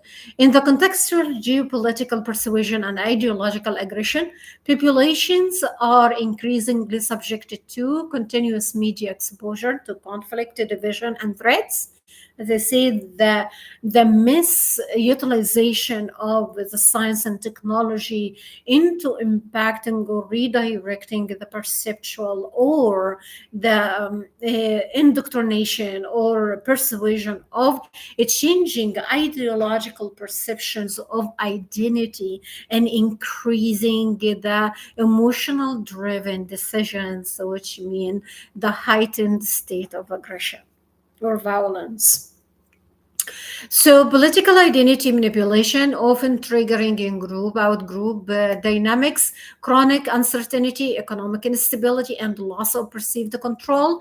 These conditions result in prolonged activation of stress response, including elevated cortisol levels and sustained sympathetic nervous system activity, which, according to the studies in 2007, impairs adaptive coping mechanisms and increasing the risk for mental health disorders like anxiety, depression, PTSD, and I said as well, complex PTSD. Hopefully, it's coming into a classification of the new DSM. This is going to have an evolutionary name. So, cognitive inflexibility and polarized decision making, somatic illness, cardiovascular disease, metabolic syndrome, immune suppression, and this increases the susceptibility for weakened immune system and susceptibility for progression of the allostatic load. Uh, so um, so the allostatic load doesn't just affect the brain; it has system-wide consequences. The cumulative wear and tear. This is the joint, the cartilage, the bone density. So the osteoporosis, the the flexibility of the musculoskeletal movement, it can lead to rigidity in the musculoskeletal. So that's why I'm saying that the consequences are not only emotionally, mentally, psychologically, it is physiological. It is in changing the biological age, that is your state of health and disease. So, wear and tear on the body increases vulnerability to chronic diseases and undermine resilience. In combination with the studies of emotional regulation, studies in 2000, and adolescent susceptibility to ideological influence, the influence of the biopsychosocial model. So, and that is what I am focusing on in my health psychology study, the biopsychosocial model. The biopsychosocial model. So you have to understand the biological predisposition and the integration with the psychosocial factors, including stress.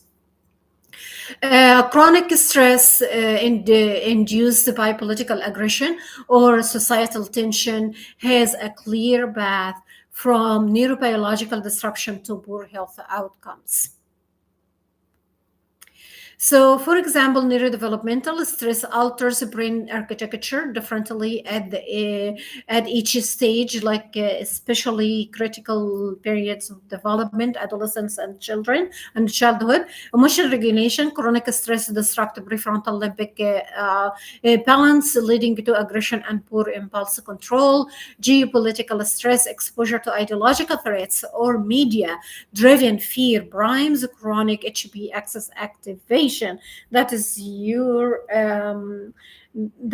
transistor. I'll see here. That is your transistor microchip.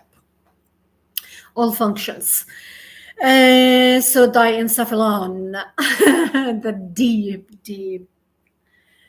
tissue of the brain. So health impact, allostatic load increases risk for mental illness, cardiovascular disease, and immune dysregulation.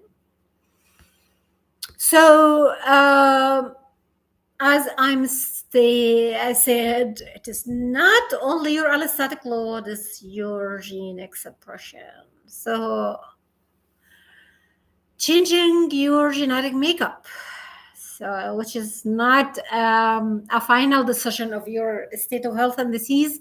It's just changing due to what environmental influences on it, events, experiences, all of that, lifestyle, consumption.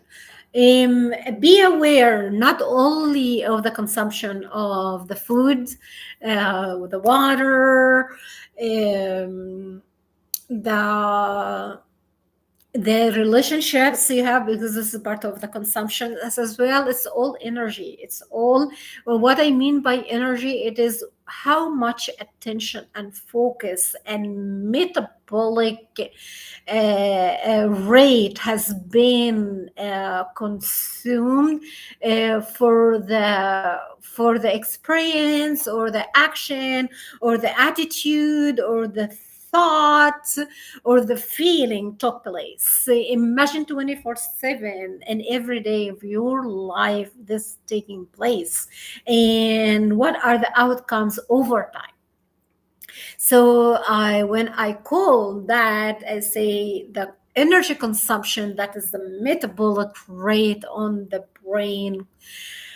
The more your brain is exhausted, it's taking from your body. This is consuming from your musculoskeletal. If you ask for this fragility, the high for risk, that is the outcomes. So we understand that everything work orchestrating together, but however your brain is the selfish organ, needs its energy to function, so it's going to take it anyway at the expense of your body.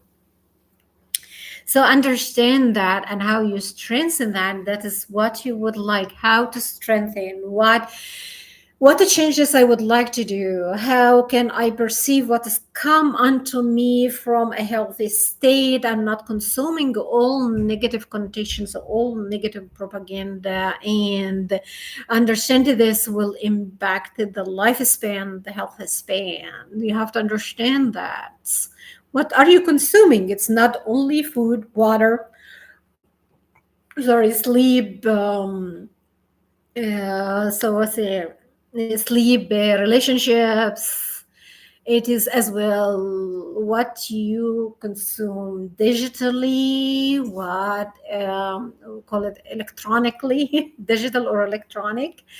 We call it on the mass media consumption. That is a whole different sector of health and disease. So be aware of that. So how it's impacting your genotype, phenotype, and gene expression? So every individual genotype, the set of genes inherited from their parents, interacts with the environment to shape. We have the triad of we have the behavior, the person, and the environment. This is the triad, one of the triads, the interaction. This is in epidemiology, so you see all this and the behavior change and the pathogen and the carrier and all of that. So you see the person, environment, and the behavior, one of the triads. And so you have this so you are not negative, you are not only receiving, you are interacting with it as well to shape the observable traits and behaviors known as phenotype. However, genes are not deterministic, rather epigenetic mechanisms including DNA methylation and histone modification, and I did a video on that deeply in details, influence how and when genes are expressed based on environmental input.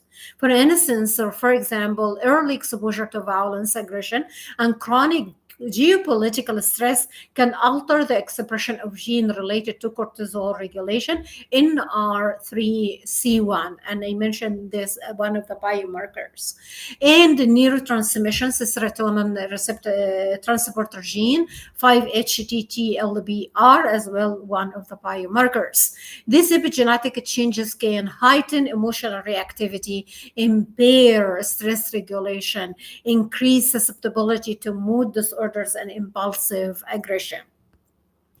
For the studies that in the 2007 findings, stress-induced epigenetic changes directly affect neural plasticity, contributing to long-term shift in emotional and cognitive function. For example, individuals with the short allele of 5-HTT-LBR gene show stronger amygdala reactivity to negative stimuli and are more likely to develop depression in response to stress, a gene environment interaction that is specifically pronounced during adolescence. So gene expression is also modulated over the lifespan, creating age-specific vulnerabilities to environment and interpersonal stressors. During development, gene-environment interaction shape brain architecture in adulthood and aging. However, epigenetic drift and the accumulated burden of stress, allostatic load, can contribute to cognitive decline, reduced neuroplasticity, higher incidence of neurodegenerative diseases as people age, stress. So when we say neurodegenerative diseases due to aging, no, that is due to the lived experiences and the unresolved trauma and the amount of violence that they have experienced over their life, leading to prolonged state of stress and oxidative stress and other biomarkers and increasing inflammation. We see like the low grade inflammation, it is still not too much research in integrating low grade inflammation into the progression of neurodegenerative or cardiovascular or cancer, even cancer, because it takes a long time the things can take place. So stress responses become less efficient. Stress, unresolved trauma, violence exposure, life events, it changes in the stages of life. You say females go through a lot of changes in their biological system. The society is not prepared to take care of this and honor that, but still looking at them from the perspective of consumption as as an object, not as a human. So that is the majority, is not few have the respect, few have the clarity, few have the healthy lifestyles, but majority not. So and that was we experienced over years, over the before, like I am like 33 experience it, like working in from international and national, like 33 years exposure to different environments, different cultures, uh, languages, perspectives about the female male role and dynamics, inner group and out group dynamics, subgroup dynamics, cross culture. Now it's like instead of like the IQ, we have the EQ, we have the CQ, the culture intelligence and the emotional intelligence. There is a lot of things to the human, the, the human behavior within the aggression matrix. There is a lot to it. There is no one thing can explain the phenomena. It's highly complex and multi-layered and integrated within multi-systems in our societies. So we have here, as I stated, the dysregulation of HB axis can become chronic. This contributes, as I stated, to inflammation, cardiovascular strain, and immune system suppression, linking geopolitical stress and interpersonal conflict to premature aging and disease. So it is not as you age. So you are biologically, you are designed to live 120 years biologically. So you have the life endurance within your biosystems, and that's how God created you. However, what happened in between and the tapestry of the environment, that present multiple trajectories. And so we have to look for the life from a different perspective of what is the input and what type of input we are inviting into this uh, like the like the warranty of 120 years that God promised for you. A life was 100, for example, biologically is designed to endure, to adapt, because adaptation is a huge part of life. Adaptation, it is like how to survive adversity, how to navigate challenges and hardships. All of this is wired in you because this is from thousands of years from the hunter gatherers. So they are looking for food, protecting their group, hunting, or like moving where food, water, shelter this is the low Maslow hierarchy of needs. So that is the physical. That is the physical as well. We they try to, for the survivor, for the safety, and building the trust between the inner group, that is the tribal survival. So everything that runs around the in group and all the interests of the inner group, and allocating resources. So this is innate in our innate system. This is a primary innate system, is wired already in your neurobiology. With the development of life, with the modern life, with the materialistic and the complex of systems, that added more stress on the biological systems. So this is not only finding food, water, shelter, and safety and trust and belonging. That is again the mammalian brain. That is when the emotions and the connection occur between the inner group, not the out group. So this is the closest circle of interest. So we see that from the hunter gatherers. It is not something new, but it evolves with the intersectionality of other aspects that the modern life is adding to our life. So if we understand the civilizations, if we understand the development of civilizations, and from infrastructure into populations, into like even uh, trade with other nations, and building roads and infrastructure to facilitate that, and traveling with days and months and in severe circumstances. I think that yes, our primary innate system is wired already for survival. However, it is not a state of healthy living. You are you are dealing with stress for a shorter period of time, and then you go back, and your body started to regulate and rebuild through sleep, through healthy relationships, through the sense of stability. So that is how your body start to rebuild and re-strengthen itself. Other than this, it is changing on the molecular, especially on the vascular health.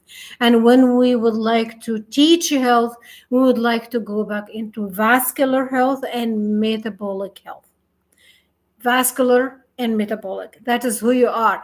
That is the pipes, that is carry the blood. That is the essential element of keeping the human being's life.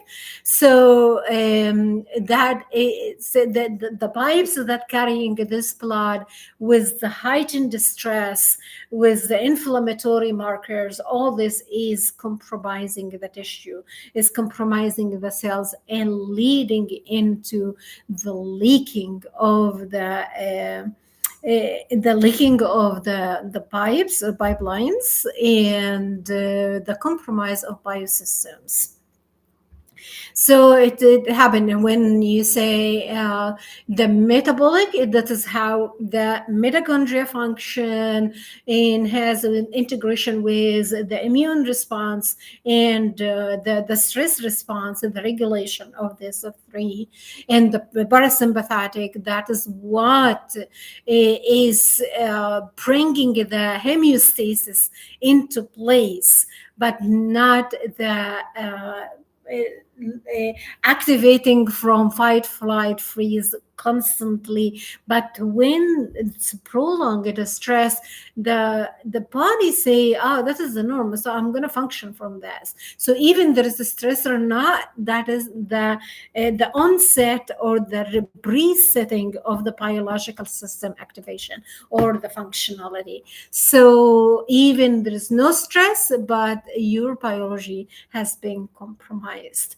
So we have to understand that it is not only a thought, It is not an emotion. It is what happened with that thought and emotion, action, exposure, experience, integration of other environments. What this mean on the neurobiological level.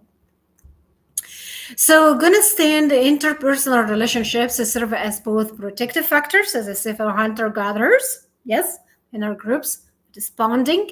That is the mammalian brain looking for attachment, connection, socialization as a human being, as a social being. It can be protective factor, and it can be both. It's a double-edged sword. It's a risky factor in modulating the expression of stress-related genes.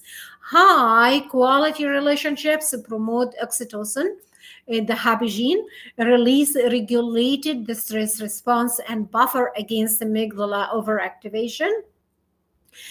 Conversely, on the opposite side, toxic or unstable relationships, especially in politically polarized environments, can trigger chronic inflammation, increase social threat vigilance, and suppresses prosocial behavior. It developed the antisocial behaviors. Antisocial means anti-society. Antisocial, not only individual, it is against the society as a whole. So that is dangerous. Social experiences, including parenting, peer influence, political group identity, or culture ideology, influence the gene expression and system regulating. Emotion regulation, gene like FKPP5, immune response like pro-inflammatory cytokines, and I stated before the interleukin family 1, 2, 3, 4, and 17, 38, whatever. So every has a biomarker with a specific grouping of diseases. Neurotransmitter balance, dopamine receptor gene, and dopamine, I stated, is playing.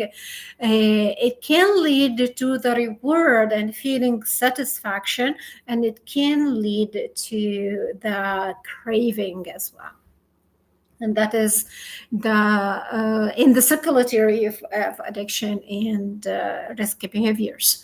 For instance, a childhood maltreatment has been shown to induce epigenetic changes that reduce glucocorticoid receptor expression, making individuals more stress reactive throughout life. The behavior impact of gene expression under chronic stress is not limited to health. It also affects the social cognition and decision making. In ideologically charged environment, some studies suggest that genetic polymorphism, for example, dopamine receptor D4 gene, may be associated with greater openness to ideological change or novelty seeking. That is not okay, influencing political affiliation and aggression or conformity. Under high stress or cognitive load, genetically predisposed individual may default to habitual behavior or ideological biases, increasing susceptibility to extremism or polarized decision making. These findings underscore how genetics, brain plasticity, and social context converge to shape who support aggression, who resists propaganda, and who suffer most under geopolitical pressure. Longer-term exposure to ideological stress, violence, or social disconnection can accelerate biological aging, reflected by telomere shortening. These are the gaps in the DNA. It shows that part of the biomarkers of longevity as well. They use it. The length of the telomerase. So increased pro-inflammatory gene expression, declines in cognitive reserve, supportive interpersonal relationships, purpose-driven identity, and psychological resilience can mitigate these effects, suggesting that pro-social engagement and social connection are not only emotional buffers, but biological protectors against geopolitical stress and aggression-influenced trauma. So, genotype inherited traits that predispose individuals to reactivity, aggression, or resilience. Gene expression modulated by stress, trauma, relationships, and political environments. Phenotype observable behavior and health outcomes like emotional regulation, ideology, and disease risk. Interpersonal relationships buffers or amplifies of stress and aggression via social neurobiology. Aging, chronic stress accelerate biological aging and cognitive decline. Integrating the whole person approach with insights from neurodevelopmental science and behavioral neuroscience reflects how care models, education, mental health, and even geopolitical policy can evolve based on life brain development, emotion regulation, and social context. The whole person approach aimed to treat individuals as integrated beings, accounting by physical, mental, emotional, social, and sometimes spiritual. A spiritual life is a buffer as well for mental health and well being. Traditionally rooted in holistic medicine, this model is now being transformed by behavioral neuroscience and neurodevelopmental insights, which reveal how the brain body environment and the relationship evolves throughout life and shapes individual functioning. From a neurodevelopmental standpoint, the brain is not a static organ. It is continually reshaped by experience, especially during critical development windows. Stages include prenatal and infancy, foundational wiring of stress systems and sensory processing, early childhood, plasticity in emotional regulation and attachment systems, adolescence, heightened vulnerability to peer and ideological influence, adulthood, increasing self regulation by susceptible to chronic stress effects.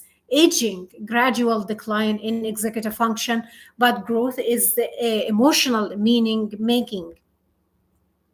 Whole person model must evolve into recognize that an individual needs, vulnerabilities, and strengths vary not just by personality but by neurodevelopmental stage.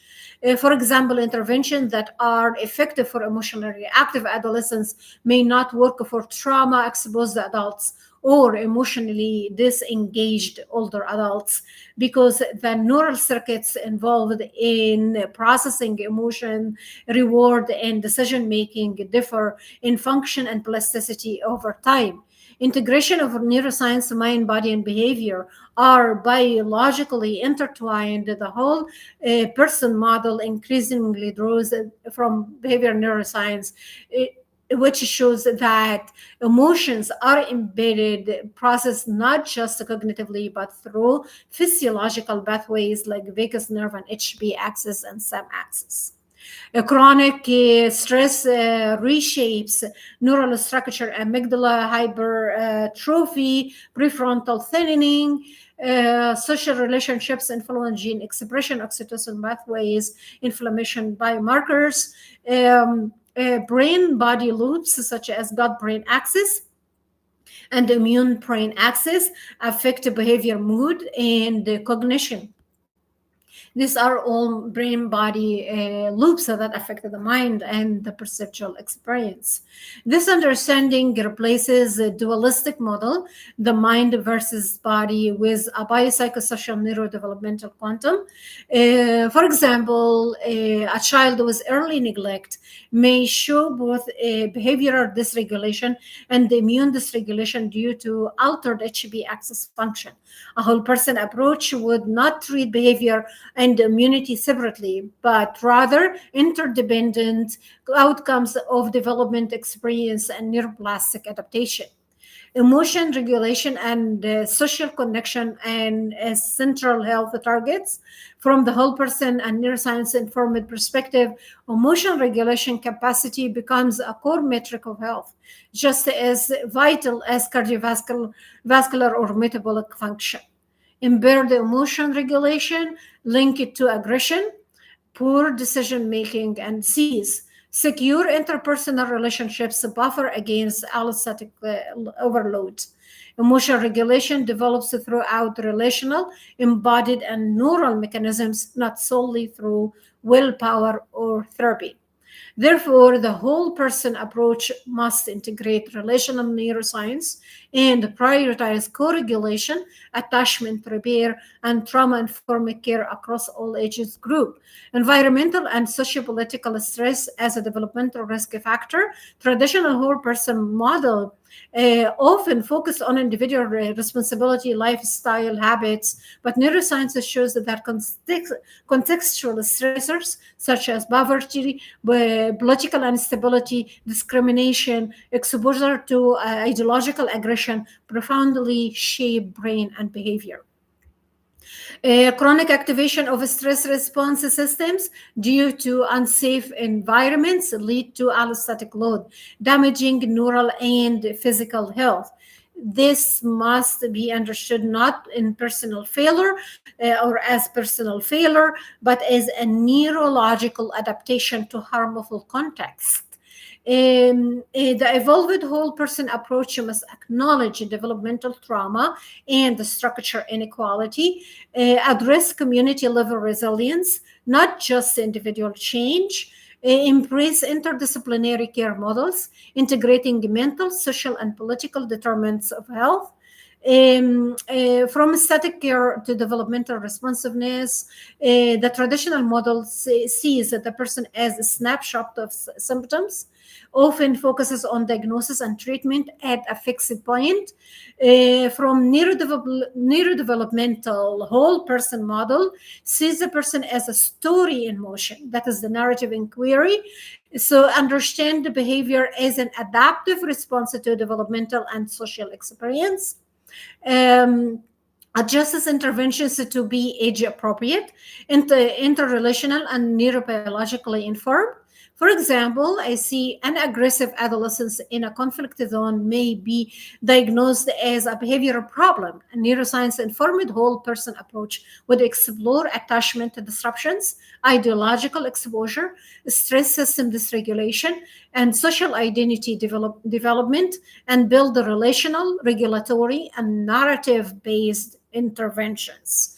And that is what is missing in the psychological world is the narrative inquiry of the condition or of the phenomena or of the state or of the situation or of a culture.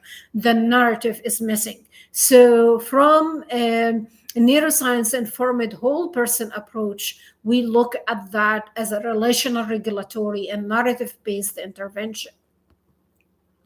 Because we go back to the core of the middle of the Maslow hierarchy of need is the mammalian brain, the connection, the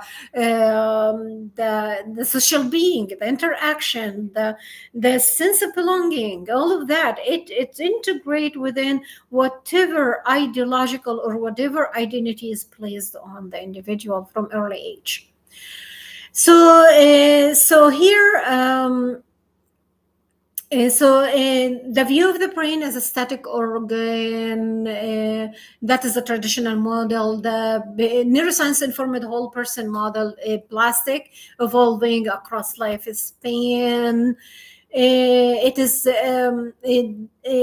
integrated in the brain body behavior systems. Neurodevelopmental function is shaped by experience, so the perceptual experience.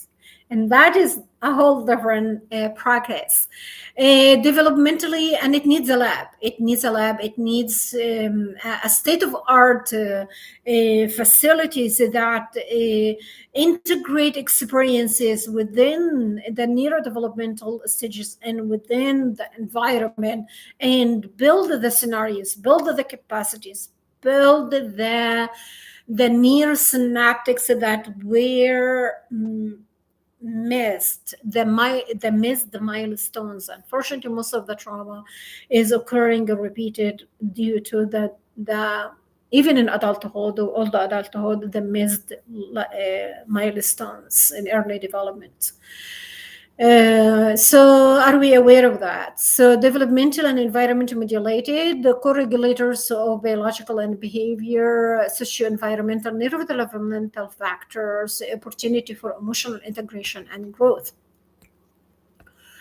So the whole person approach is undergoing a paradigm shift as insights from neurodevelopmental science and behavioral neuroscience deepening our understanding of human health, behavior, and decision making, rather than viewing individuals as static or symptom driven. This model now emphasizes the lifelong development of the brain, the interplay of genetics and environment, and the profound impact of social and political contexts on health.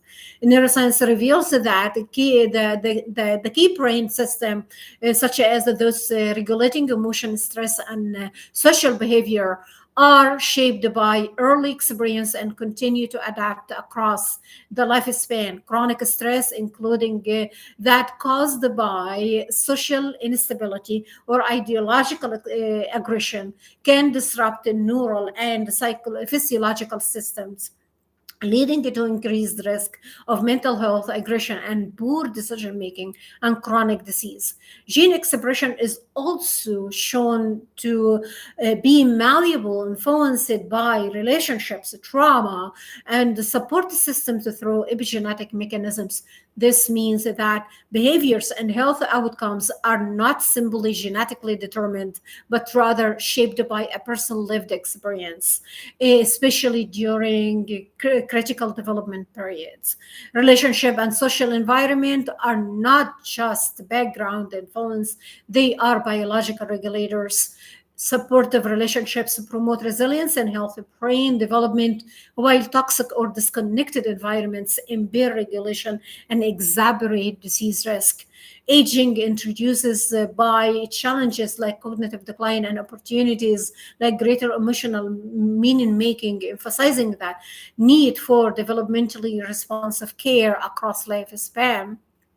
The modern whole person approach must integrate neuroscience, development, environment, and relationships into healthcare, education, and social policy, recognizing that the brain, body, and behavior are deeply interconnected and shaped continuously by context.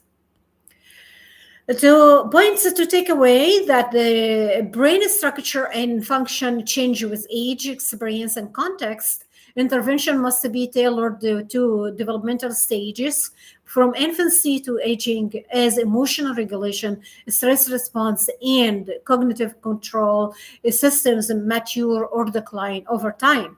Aggression, impulsivity, and ideological susceptibility are often adaptive responses to early stressor or trauma, not inherent flaws. The whole person model must interpret behavior within neurobiological and developmental context. Long-term exposure to stress, political instability, violence, poverty leads to allostatic overload, harming the brain immune system and emotional regulation. These effects are cumulative and can accelerate aging and disease vulnerability. Environmental inputs like parenting style, um, or foundation, trauma, social support can turn genes on and off throughout epigenetic mechanisms, influencing emotions, cognition, and health outcomes across the lifespan.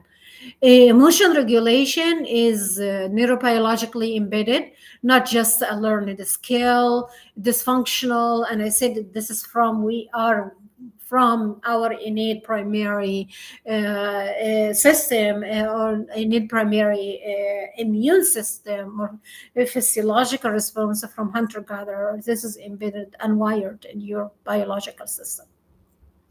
So, dysfunctional emotion circuits are linked to aggression, poor decision making, and chronic illness. High quality relationships protect and reshape the brain. Protective, supporting better stress regulation, gene expression, and mental health. Loneliness and relational trauma create biological vulnerability. Care policy and education should integrate knowledge or brain development, social context, and biological adaptation. This includes trauma-informed care, age-specific mental health support, and reducing the systemic stressors. That is based on ideological factors. With age, individuals face cognitive decline, but may gain emotional insights and meaning making capacities. A whole person model should support both prevention of decline and enhancement of emotional well-being in older adults. The modern whole person approach must move beyond simply treating symptoms or organs. It should instead reflect on lifespan oriented, neuroscience grounded, socially aware understanding of human functioning, where brain body relationships and environment are all dynamically interconnected. And as I stated at the beginning, you are dynamic, you are changing means that there you are multi layers, and these layers is like the French, the fresh recipe that is being taken place, that every day, like the manufacturer is adding more ingredients, new flavor, new shaping, new formation, no that, so that brings liveness into the recipe. So imagine that is the simple way as I can. So you are dynamically, you are not static, you are not a set of numbers. These numbers are changeable, and taking the responsibility and taking the ownership into understanding and into reshaping the false modeling that has been presented into generational trauma and adverse events, or as I say, the complexity of the social structure systems. So all of this started to re-invite from a fresh lens, from multiple sources, take your information and compare and contrast and validate. Don't drive your decision from one source. Don't drive your decision from one source. If understand the functionality and what motive and what intention for this enforcement of some things that don't align with your your physiological response, the main thing that is what will stay with you, your physiological response.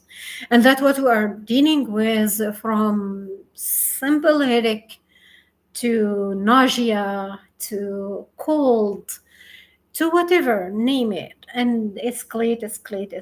But this is your body is signaling and say, pay attention.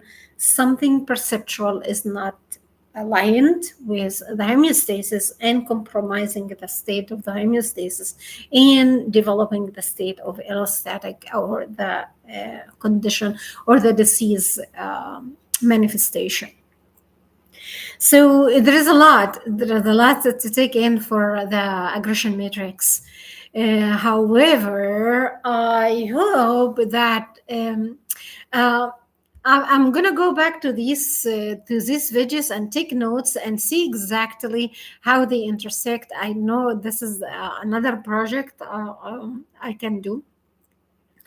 But however, analyzing the human condition, analyzing it from the foundational, the root causes of it, the perceived reality, the perceived stress, and the perceived threat, and the perceptual pain. That is the core, and how it affects on your reactivity or proactivity or whatever it is, your bias systems.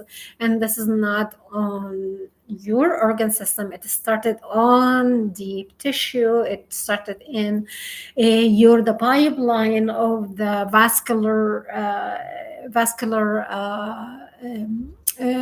systems, or vascular the pipeline of that carry the blood and nutrients, oxygen, and all of them. all of this is carrying you to sustain you and to maintain your life. So your vascular health and maintenance needs attention, your metabolic health needs attention, and understand that the consumption of the brain metabolism is critically influencing your biosystem or your musculoskeletal functionality and organ system. So I understand that. So why you understand, oh, the brain is the most expensive organ, it is the most selfish organ. Why? So I hope you can take something from today. And one stress point, I say that geopolitical is not just a propaganda or indoctrination or something that influence the decision making. It influences your lifespan, health span, and your quality of life and well-being. So whatever decision you are going to make, align it with what God wants, and how it makes you how it is experienced within your body, because feels disease. So we don't depend on feelings. I had a feeling, yeah, let it go, let it go. Let it be. You have a feeling, let it be.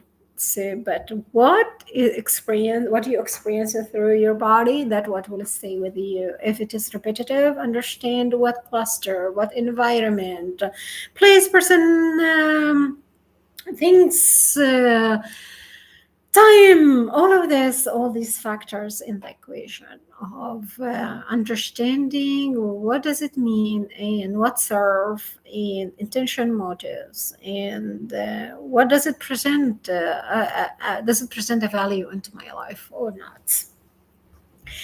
You are fearfully and wonderfully made, and we are his vessels.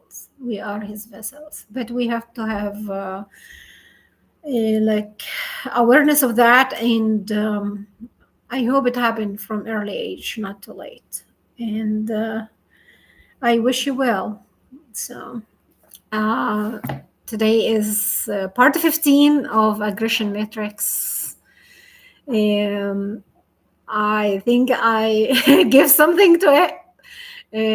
However, if something come up or not, I don't know.